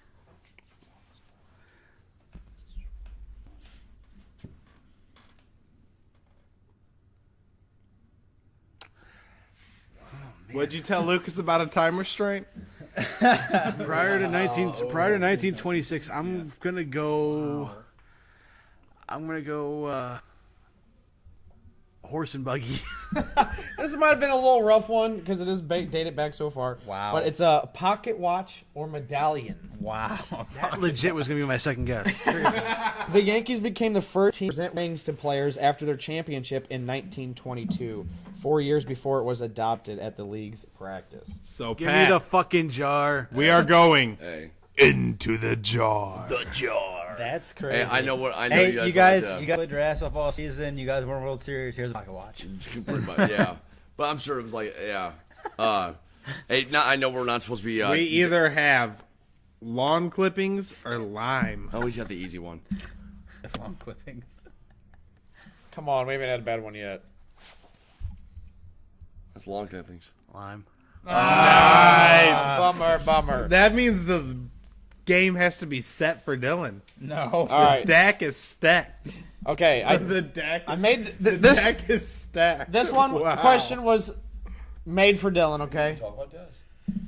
Now that Devin Hester has retired, who is the active leader for most career punt return touchdowns? Now that Devin Hester has retired. Yes, who is the active leader for most career punt return touchdowns? Punt return touchdowns. Oh man. Let's see. Think of the big name return guys for punts. I am.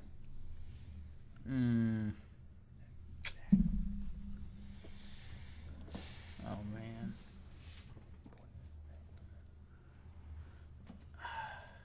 I'm gonna say. Yeah, I know. I have Final answer, please. no clue. Say. You're gonna say I'm going into the jar. Yeah, I'm Come definitely. on, give me somebody. I'm definitely gonna go into the jar. Hold on, before you go ahead. Patrick Peterson. Final answer? Yeah. Darren Sproles. What was the neck? Is that he have neck? Dylan? Saying me, like Patrick Peterson. Oh. I thought it was Patrick Peterson. Oh. Into the jar. Sproles, how many's he got? We have here I'm not sure. Stinky Socks or Tutti Frutti. Weakest one ever. Come on. Long clippings is the weakest That's one. almost like long clippings and lime. Yeah. And I do have one question I do want to ask Lucas. It's a Cardinal question. Oh, so This is Wait, definitely gonna be Stinky Sock just by how it looks. do you want me to like come up with one for you real quick? Or it don't matter if somebody if- Patrick can ask me his question. Let's have like a, hold on, let's see what happens here, Dylan. can I at least have like a beer so I could like chase this thing? Nope, no chaser. Come on. Here we go. 3, 2, 1, go. Let's do it. Oh, Tutti Frutti. Oh, Not a bad one in the nobody got a bunch. bad All one. right, Jordan, you got to go into the jar just to see what happens. Not to day this, I get it, but we got that sweep in Cincinnati. 1-3. Bader homer. Tommy fans got a hit. Dexter Fowler's hitting 183. Oh my gosh. Holiday's contract looks so beautiful at the moment. Compared. You got any more questions, Jordan? I do have one that I would like to ask Luke a question. Okay. I figured he might get this. Do I have to do the jelly bean? Yep. Yeah, might as well. Makes it fun. All right, whatever. Marcelo Zuna hit 37 home runs last season. Who is the last Cardinals outfielder to hit 35 plus home runs in a season? I will give you a hint. I was going to say multiple choice. It was back in 2008.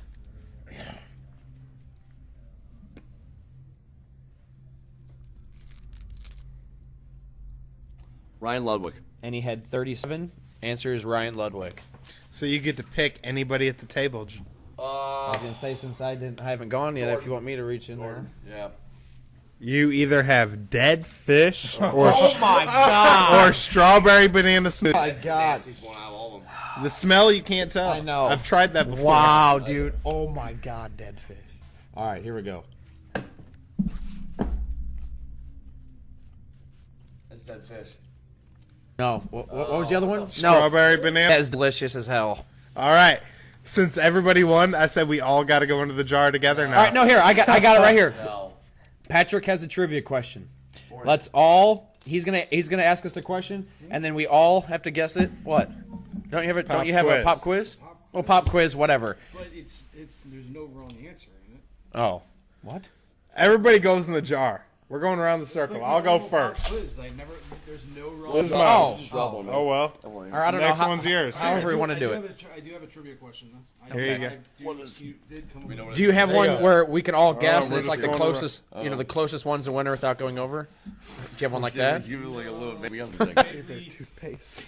Blueberry. Perfect. Well, hold on. Let me finish. That was Deal. I got mine. delicious. I got one. We're all gonna hand it. We're gonna hand it around. We're all going I in. said, We're all it's on going the in. floor. I said I got it. I don't care what it is, but it came. I will. I'm not that upset. So he's gonna get nasty. I promise you. He's gonna be the one puking. Pick. Somebody pick. We're gonna have some dolphins. Take both of them. Take for you and Dillon. Sorry, I'm gonna take this one because I don't think I've had this one yet. Booze. Dylan, you want this one? There you go. You can get a different one if you want. Fucking hair on it. No, I wasn't trying to rub in the LeBron thing. Pick it up. I got a trivia question. This somebody has to do it one extra more. One extra. Here, you can ask me since nobody asked me a question. Okay. It's a hockey question. All right. Brett Hall, the Golden Brett, scored goals in 50 games. 2 times. The Maurice Rocket Richard record at 50 and 50. The second time he did it 50 and 50. The first time he did it, how many did he score in E? Repeat the question. How many goals did Hall score the first time he went 50 and 50? Because the second time he went 50 and 50 exactly. The first time he did it. So how far over did he go 50 and 50? Oh my god, I have no. So what? It's basically how many he scored the first go around. Or, I mean, it was 50. Yeah. In 50 games, how many goals did he score? It's over 50. 50 plus. I don't know. I'm gonna say 68. I don't know. Go into the jar. Jar, bro. I don't know if I'm 52 and I was 50. gonna say 52 is a lot. Yeah. Yeah. 91, he went 52 and 50. That is either 91, rotten egg or 92, he butter went popcorn. 50 and 50. I hope it's butter popcorn, but it doesn't look like it. Because usually it's speckled. Nope, that's nasty as fuck. Finish it. What is it? What was it? Rotten. Oh, give him It's the definitely trash egg. can. Give him the trash can. No, I'm Nah, good. he's got it. All right, everybody's got one bean, right? God, dude, Jesus. This might get intense. Lost yours? No, I did. I ate mine. Oh my You God. ate yours. It was tasty. What the Pat, fuck? Pat. You said totally did real time. Oh Like, God! I'm It, hungry, just swallowed it. Oh, it's stuck in his teeth. Oh God! No. What did you? Cheers, got to. everybody. I do too? Yeah, Yep. you Wait, do. let's figure out what we're doing. I've either got long clippings or lime. That's what your face. You have either Looks like Pete or moldy cheese or caramel corn. What do you got there? I got the long clippings or Long clippings Yeah. or lime, and you either have barf or peach. I'm saying moldy cheese. Cheers! Cheers! Thank you. Lime is delicious. That's all I gotta say. Toothpaste. Long clippings aren't that bad. Give him the trash can. Grab the trash can. Give me No, this is nasty. Come here. I know. I just. The initial take. Pat, where we at? Where we at, Pat? I'm fine. Are you sure? Yeah. No, hand that. Oh, you No. can't spit it You out. gotta try. I'm fine. I'm fine. It's stuck in my teeth. Yeah. I'm minty fresh. Oh my God! I got 2 bad ones back to back. Looks like the host of the game usually gets screwed. Derek got it last the first minute. I got it that time. All right. Coolest thing on the internet, boys. Lucas, got anything? I've got something. Go ahead. I need all 4 of you together around one mic. I got a video I want to show you guys. No, I ain't watching. No. You don't have a We're not choice. watching porn compilations. No. Come on. Come on now. It's like Gather it's around the like, mic. like the Pain Olympics. Come on. This isn't an optional thing here. It's my segment. I have a choice. Where are we at? Let's see. Oh, yeah, scoot around. Here, Luke. Get this out of the way. We only got 15 minutes before we gotta get the fuck out of here. Really? Yes, it's 5:43. Yeah. Oh, you gotta leave. I gotta be at work at 7, and it's according to Luke, it's a hour drive to St. Peter's. So 52 minutes. Mine's an hour and 10 minutes, not an hour and a half. Take it to the head, bitch. No. All right, hurry up with your video. You dick. What the fuck? Oh man, it's Just gonna watch. be Guy, isn't it? It's way worse than you've ever thought. Yeah. Dude. Oh! You can't unsee that. Shoulder deep. Stop. That's fucked up, dude. All right, Turn it off. Dude, when you're that deep, what are you grabbing for? Like What his are heart? you reaching for? I will eat your heart. I so wish I would have been record every one of your reactions. But hey, I have to give it to the guy. That was somewhat impressive. That's shoulder deep. Who said that? Oh my god. That is messed up, man. You pretty much scarred us for the rest of the week. You will not forget that. Okay, I guess the craziest thing I saw on the internet this week. When someone jokes around saying you got a third leg or third arm between your legs, Segment you really is supposed did. to be. Those two dudes, right? Let me put it this way. I saw it, and I'm no goddamn well. I want you bastards to join me in hell for what? Somebody's got to come with me. God, I'm already going to hell. I don't need any more of this bullshit. I just wanted to secure that. God, Derek. Jesus. It was horrible, but tell me it wasn't have slightly fucking impressive. I'm gonna have fucking nightmares now. You son of a bitch, Lucas. Somebody say something. All right. I got something pretty funny. It was you know those Billy Basses that you can talk and whatever with the motion when you walk by them. This guy turned his Billy Bass into Alexa. I saw that. I got actually this video of this Billy Bass speaking as Alexa, and it moves to her mouth and everything, and it's pretty funny. But it's pretty the funniest thing I've seen. Hold on. What time is it? It's 8:51 p.m. As of right now, you can't see it, but it's a Billy Bass. Yes. Tell me a joke. A man walks into a pet store and says, "I need a dog." The clerk says, "What kind of demeanor are you looking for?" The man responds, "I need a guard dog. Demeanor to better." Okay, but anyway, Demeanor I just thought to- that was pretty funny because you walked in somebody's house and they're like, "Hey, Billy Bass," and it looks back and says, "Yes," and you start talking to it. I mean, that's pretty damn funny. Lucas. There's what I really thought was cool was the current MLB stars kind of reminiscing about their idol Ken Griffey Jr., who didn't try to emulate that swing, even though you were right-handed hitter, you still try to take that swing on the left side. The second, seriously, I thought my favorite, and Pat actually shared this, and I totally forgot. I thought you had to have HBO to watch this, but I watched the Andre the Giant documentary. That was fucking good. And Vince did come off as a papa's ass and acted like he was a fucking freak show. I mean, he straight up, he goes, it was like the old Bill Watts type deal. I seen green. That's why I seen black, white. I just seen green. Well, dude, Andre was one of the most respected. It was just, he called everybody boss, but nobody, for them. The thing was, everybody else in that that they interviewed for that documentary had the utmost respect Which for was Andre. a great documentary, too. Yeah. I mean, that was about as good as what 30 for 30's come out with. Yeah, Really good. everybody had the utmost respect for Andre, except for I think Vince. Yeah. Vince, and at the very end, after he had passed, Vince said, "They're like, what do you?" He basically resented me towards the end of his life. He came out and said that he resented me. I used him, which, let's be honest, I actually did. That was probably the best Vince McMahon impersonation I've ever done. Holy shit. That was pretty close. Yeah. And what's fucked up is that it seems like he's got more pompous throughout the years. Even worse than But then what's even worse about it was that he even said, "Oh, the last conversation we had, I try to block out bad things. I try to block out the bad memories." That's why you don't like. I mean, there are things on WWE Network you can still watch. You watch now Benoit, but they give you this big black fucking you can block these matches and stuff. I've never even thought about trying that, but nonetheless, the stories about Andre, about his drinking. He sat and like he's a Flair's drinking stories and some of the like crazy stories he's talked about are true because there's other people that back it.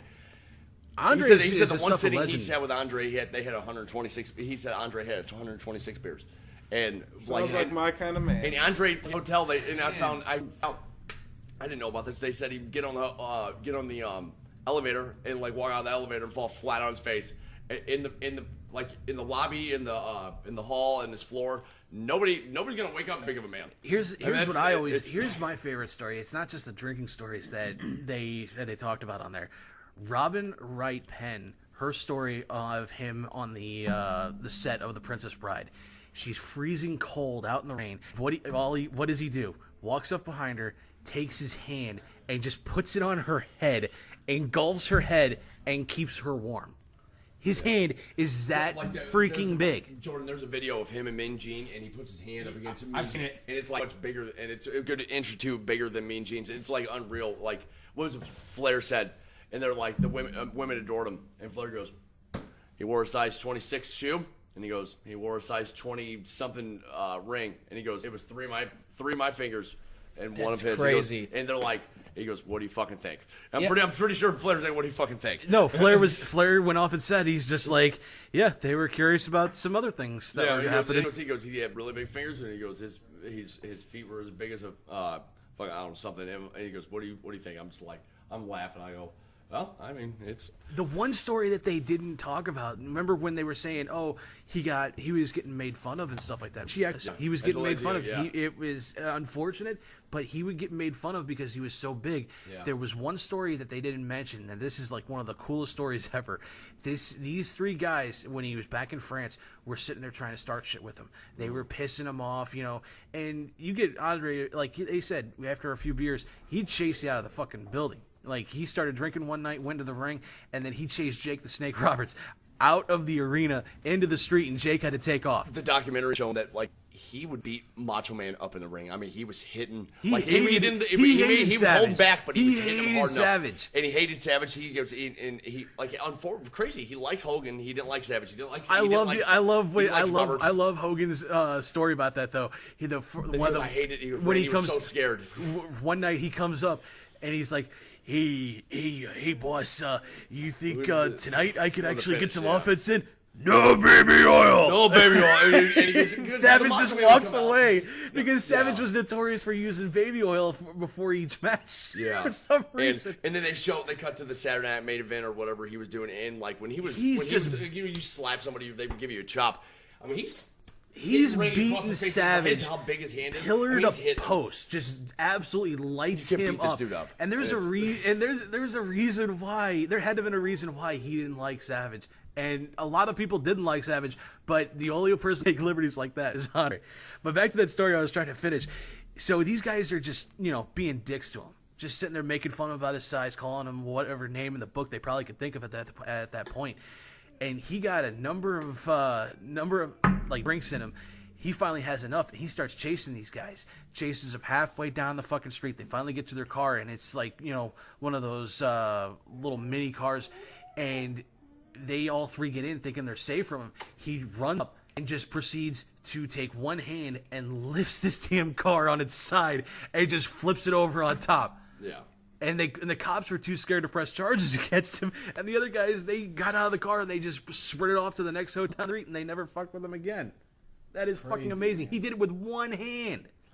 There was one guy that they talked about it that Andre was scared of. His name was Haku Ming, Tonga Kid.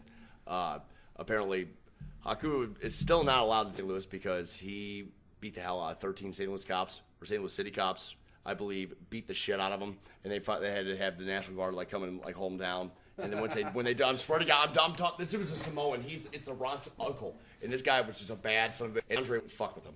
He knew how bad. I'm sorry. No, you're good. Okay, no, am I wrong? No, you're right. You're right. Yeah, and Paul Heyman had the best description of his uncles. He said, Dillon, not I condone this, but I'm for it. He beat the hell out of all 13 of these cops. I'm talking beat them up.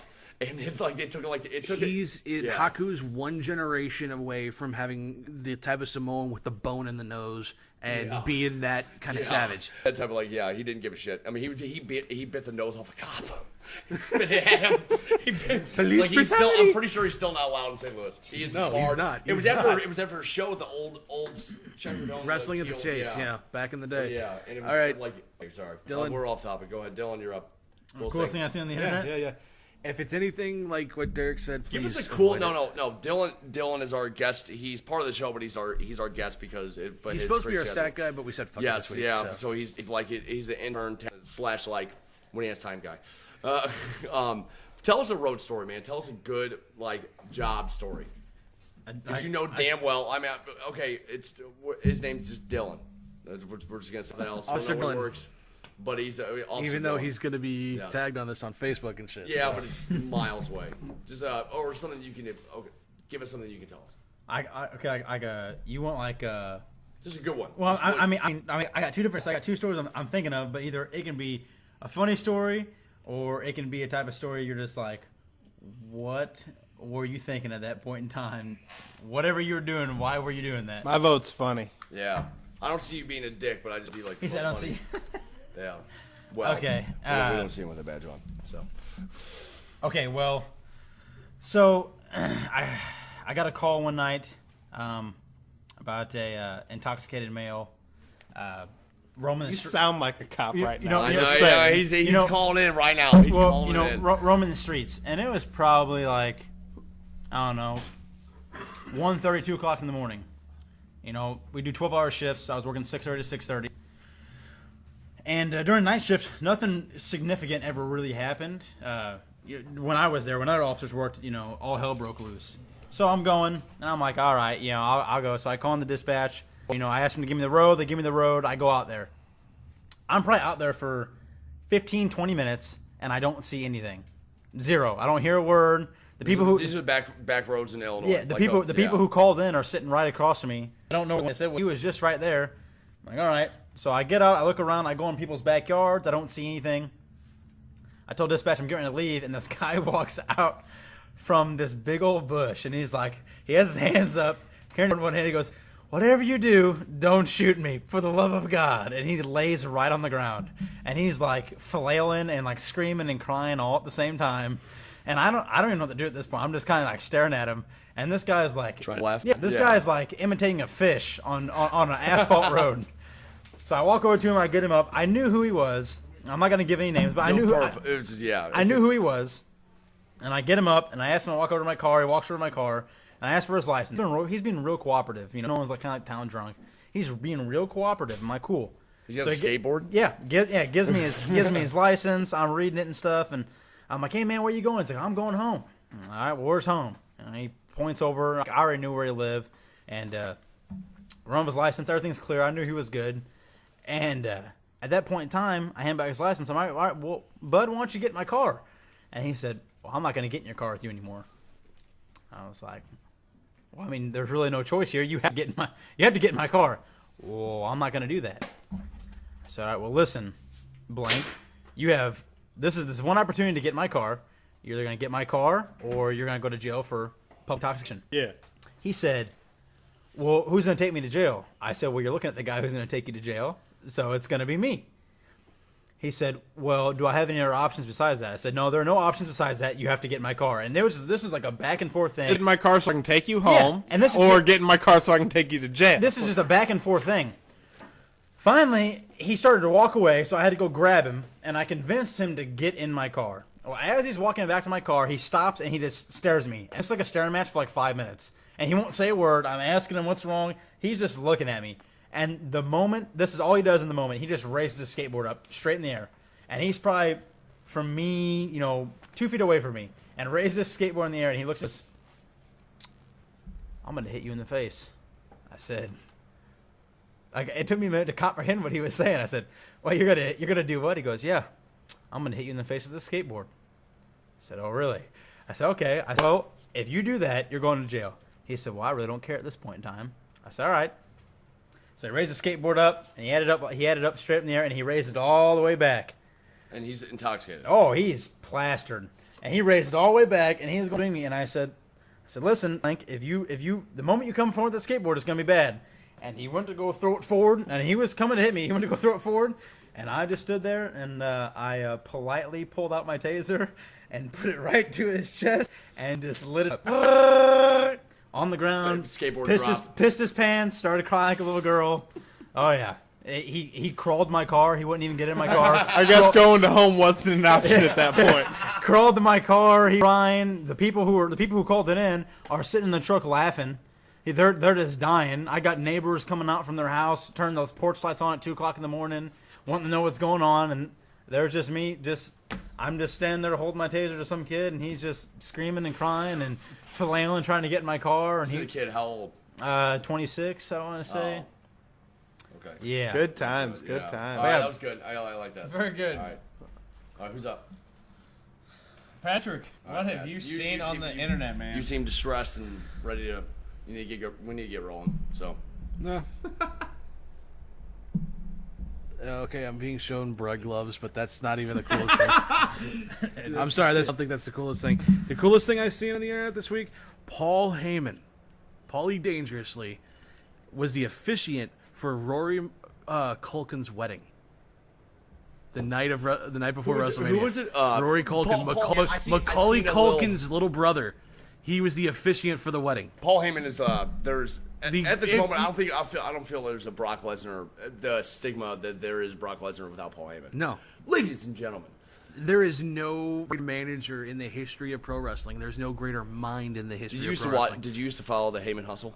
Oh fuck yeah, I still do. I love the Heyman Hustle. Before he came back, he it seemed like he really put his a lot of dedication into it. He's a smart man. Paul Heyman is not dumb.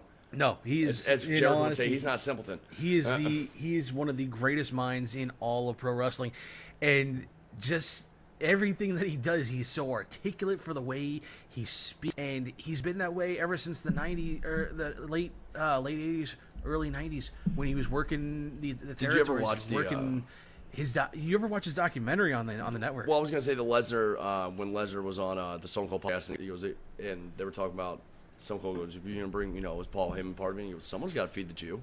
I'm thinking the Jew knows how to get paid. He does. He's not stupid. He's not fucking dumb. I love the fact that I'm sure he's not making chump change. I love the fact that he's able to throw that kind of stuff in there, laugh at his own. Because he's not gonna. His just the fact that he's Jewish and he's just like, I forgot how. That's how about he as throws bad. it out there. That's about as bad as just saying the M word. Yeah. I think it just the way he said it, but in a funny way. He's hilarious from the way he introduces Lesnar.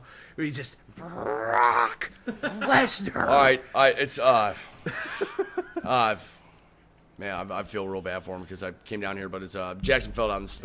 When we watch wrestling, it's Brock Lesnar, and he would not know who Brock Lesnar is without Paul Heyman because it's the way he introduces him, and all of a sudden when he said Lesnar, and you hear the funny thing is that's exactly what he said. Yeah. During the officiating, he comes out and the first thing he says, "Ladies and gentlemen, my name is Paul Heyman, and I am the advocate for the reigning, defending Universal Champion Brock Lesnar," and he's doing this as he's officiating this wedding. My favorite part, though, was when he put in the little support for WWE. It's like, for $9.99 a month. Rory's wife is like, "Oh, I'm so glad to be here, getting married to you. 2 days outside of WrestleMania. And he goes, "Oh, by the way, you can get WWE for $9.99 a month, but right now you can get it for free for 30 days." Watch this WrestleMania this Sunday. You can get it. Yeah, exactly. Yeah, just plugs WrestleMania shamelessly for free. It was hilarious. And the funny thing is, everybody just started laughing. Like everybody during this is during a wedding, and the people are just dying laughing at this. You could see, Macaulay Culkin, he's actually on the floor laughing so hard at this. But I'll tell you what, I know they're probably, I don't know, there's a lot of people out there that are wrestling fans. Okay, I'm not the most, I ain't going to say, I'm a big WWF fan or WWE fan. No, but I feel like that's okay, I'm probably I feel like that's hi, I'm Luke, and, I feel like at an AA class, hi, I'm Luke, I'm a WWE fan. I can tell you everything. I really but it's, somebody keep quiet. But I would take a lot of convincing to have Paul Heyman, who would officiate my wedding. But if I knew it was an option, I would have done it. Derek, you're if it was affordable, we would totally buy for it. Well, Booze, I hired you as a DJ, so who knows what could happen for the speaking of, I'm not gonna take it by heart. Are we invited? Duh. I didn't know. I mean, we don't. Are we? I didn't know. Duh. I have no idea, man. Keep your mailboxes open. That's all I gotta say. Hey man, it sense, man. You pay per That's what I'm plate. saying, It gets up there, so you can't take any hard feelings if you don't get invited to a friend's wedding just because you got to pay per head, man. And well, let me tell you this much: with your invite comes an inbox where you put your credit card information and everything else. My wedding gift is always a Home Depot or Lowe's card. I pay I would get a card for what we paid for the plate or what the plate was. I always ask what you just said. Yeah. You got to. Mine was like fucking $31. That's why we had all family. Hell yeah. Did everybody make their round on internet? Yeah. All right. Cool. What are we doing? Closing? Is it closing time? I mean, are we Pat? Closing gate? Closing time. We had a hell of a show, and I once again I want to apologize. My son fell down the steps and talking about the oh shit, an oh shit segment, and gotta give it to Derek. And Dillon, it's a huge. I like when you. I know you helped out huge last time, and I like when you come on because you give a different aspect, especially with basketball, because not all of us watch basketball. All right, closing gate, fellas. Closing out here, man. Fuck this guy. It's NBA playoffs. All I gotta say is, go Houston. Anything to break up the Golden State Cavaliers finals. I'm a supporter of. I wouldn't mind the Cavaliers winning as long as it wasn't against Golden State. I don't want to see either of them, but we all know the Cavaliers have a cakewalk, so go Houston. Woo! I'm ready to see. Okay, all right. Closing gate. To add on to Derek's argument, how are you going to say they have a cakewalk when they have to go up against 76ers? Which I feel like that's the Sixers and the Celtics, especially with Hayward coming back. That's going to be the East is not a cakewalk. That's my closing game. I don't know. I'm excited. I want to see new finals, man. I don't mind seeing LeBron in there, man. I'm a fan of LeBron. I like seeing what he's doing. I mean, we're watching one of the greatest players of all time play right now in our. You want to see him play against different talent. Yeah, he's not going to beat LeBron with the Cavaliers right now. Will not beat a healthy Golden State. Yeah. That's what. No, but I'm ready. I mean, it's going to be interesting too. Do you guys think he's going to go to the 76ers? No. Honestly, I think. Where's he going? Lakers. You think he's going to Lakers? Yeah. Should retire. Paul George is going to follow. I don't know, man. I don't see him leaving his cakewalk in the West. I don't know. I think he's leaving there. You want to flip a coin? And whatever lands on it, or say we should make a mark on it. I feel like there's 4 good suitors. About Houston too. Him and Paul George. I thought it was 2nd year. Going with Harden. Going to Houston. It was supposedly the Celtics apparently. You really see him leaving the cakewalk in the East though? I think he's leaving. The East is not a cakewalk, man. Yes, it is, man. I just seen Oladipo from the Pacers at 36 points and Lucas, you are so in denial. It's not even funny. And it's not a cakewalk. It's a conspiracy for Houston. If you guys look, I'm just saying, if you guys look at it, if Paul George and LeBron James would go to Houston, you wonder why the starting lineup would be Chris Paul and LeBron James. Last name and the last names are the exact same. It'd be George Paul and. I'm just saying it's almost a conspiracy. And the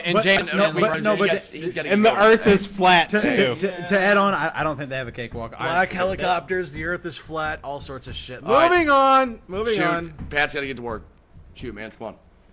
Who's up next? No matter, I can go. All right, calling guys. Conor McGregor. Idiot! Oh my God. Idiot! Attacked a bus full of fighters. Headed back to the hotel after a win or a conference or whatever it was. Him and about 30. What was factors into the NFL players and stupid. What was it? Hoodlums or what they call whatever. Hooligans. Yeah. Hooligans. Irish hooligans. They stormed the inside of the garage and just started ripping at this bus, throwing gates, chairs. Conor McGregor picked up a dolly and threw it through the window and cut open one of the fighters.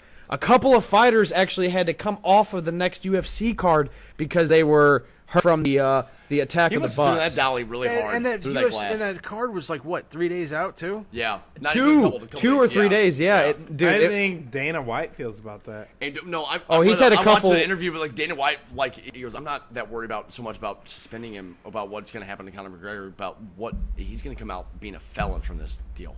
He got arrested. He got arrested. He got He's arrested going to face for it. felony charges. You Dana don't just was walk. fucking I will pissed. say, stand right here. You don't just walk away from felonies. Dana You was don't. super upset. He said it was uncalled for. I mean, McGregor hasn't fought what, 1 or 2 years? Has it been? I mean, obviously they're taking away. Besides his money team fight. Yeah, which is just all staged, probably, I assume. But I mean, he came back. He got the title stripped. He was upset with that. But I mean, you haven't fought. You know, he's about to come back and make a title run because he had his taken away. Whoever was the winner of that fight, and then he comes and does this stupid shit. I don't understand. He's still got one title. He got one title taken away because he hasn't been able to defend it. So he's just gonna do like the light heavyweight championship. I'm pretty sure. But let's ask the cop and like you watched the whole. Oh, Conor McGregor. Yeah. That? Oh yeah. What would he get if he was like completely Second charged? degree 100%? assault minimum. Yeah. 3 felonies. I heard he Felony could charge, possibly so be it's looking third at. degree. Third degree is So right. how many years is he looking at? I mean, yeah. What state? Will he actually go to jail? Probably not. He has too much money for all that. But if he actually did go to jail, I mean, at the minimum, like 6 months, 8 months. no, at the minimum, 3 felonies. I would say 5 years. At the minimum, He'd serve a percentage of that. yeah. I would say at minimum. You know, he's probably looking at like 5 to 11 years, and he'll probably serve 2, It's the 3 At felonies, most. or I thought it was just the 1 felony charge. No, it's 3. 3. Oh shit! Kind of like He also had restraining That's orders. what Ruben Foster's going through right now because he's got 3 pending, and like, I feel like What provoked all of this? yeah, It was a mixture of things. it was Khabib. It was his best friend getting slapped around by Khabib like the day before or 2 days prior to that. In the hotel, there's video evidence of this, of these guys, Khabib and his whole team sitting there surrounding him, and then he grabs him by the throat and he slaps him across the face like 2 or 3 Multiple times. times. Yeah, and that set McGregor off. He was already pissed off about the belt getting taken away from him. This set it off. As soon as he saw everything that happened, he gets on the phone and he calls all of his, as they say, Irish hooligan friends, and he orchestrated this shit. This shit was orchestrated down to the most minute detail. Got him in from JFK, went right to the Barclays Center, and he had somebody sneak them all in. And this is like 30 or 40 fucking guys. This isn't like 2 or 3 people. This is like 30 or 40 fucking people getting in there. pretty and much. they I mean, he started just don't, shit. Pretty much like one of your weakest guys. Like, listen, hey, he goes, I need backup. Pretty much in a sense, like he called for backup, and them Irish dudes don't fuck around. No. They did not mess around. And He flew in 30 of them. and that's a big side flew in from a disrespect. different- I on just- his private jet. Mick on his private Masters. jet, yeah. Yeah, he did, and there's actually video of him or his guy getting slapped around. It's actually on camera. One of their guys were recording it, I guess, but it's just crazy, man. What they did, like our topic earlier, these NFL kids ruining their careers. Yeah, McGregor has made millions and millions and millions and millions of dollars, but like you just ruined your future. Boxer and fighters gonna always come back from bullshit though. Yeah, but Dana White's not gonna. They always can. Dana White's put up with worse. Yeah, Yes. Dana Way White's put up with John Jones enough Yeah. he could put up with Conor McGregor and his BS. Yeah, but nothing in the history of UFC has ever happened like this before. But how many times has John Jones been for fucking not just 5. what is it, I was going PEDs, but also getting tested cocaine. positive for cocaine, for Christ's Pot, sake. Yeah, we're talking about drugs, but this is an assault on other fighters. Like, this is your job. This is your business. I think there's Dana White knew that backstory. Didn't he do some shit with Nate Diaz? They were throwing things Yeah, but Nate in the Diaz middle and of a himself press were going at conference. each other. Well, that was water bottles and whatever he can grab that was on a stage. Though. Somebody That got was- clocked dead on in the face from that. Yeah. John Bones Jones failed tests twice for cocaine, twice for PEDs, and also while intoxicated under the influence of drugs, hit a pregnant lady, left the scene, That was early. left the scene, came back, grabbed the money that was in the back seat, and left again, without checking on her. A pregnant lady, hit and run, totaled both vehicles. If he can put up 4 or 5 times at John Bones, McGregor will fight again. It's just a matter of when and where. We're talking about one incident. Yes, one incident will go down and be as detrimental as possible. But One incident, man. That's a heat of the moment. Like okay, so it's still. I know Pat needs to get to work. Closing gate. So. Who's left is closing the gate? Pat's up. All right, I got two things we can actually discuss, so I'll leave it up to you guys. The fact that Yori Laterra's in the fucking playoffs and the Blues are not, or that Alden Smith blew a .4. Okay, I've got one DW. I think Mama's calling on Alden Smith and his stupidity, but then again, it sucks about Laterra. The fact that he made the playoffs and the Blues didn't, and we got rid of him. We got the better end of the deal, but then again, Philly's in the playoffs. Okay, Dillon can contest this. My only DWI, I hope nobody else here. My only one DWI, I blew a .17. That was wasted.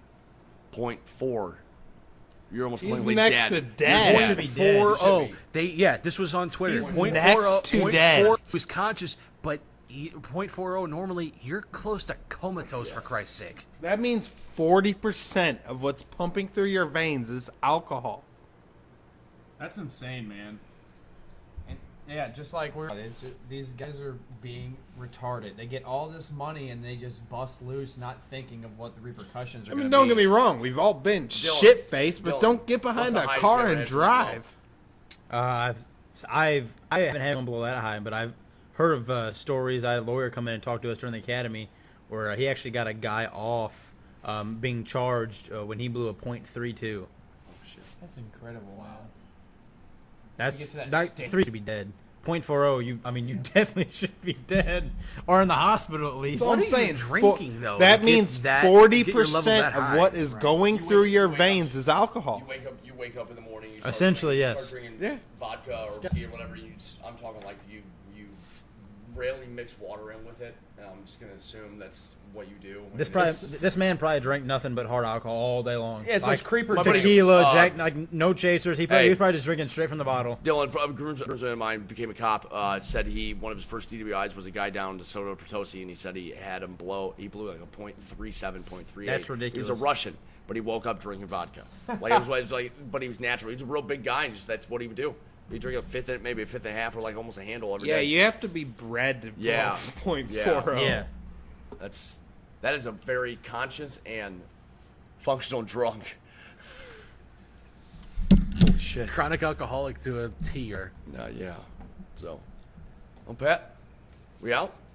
Yeah, I guess.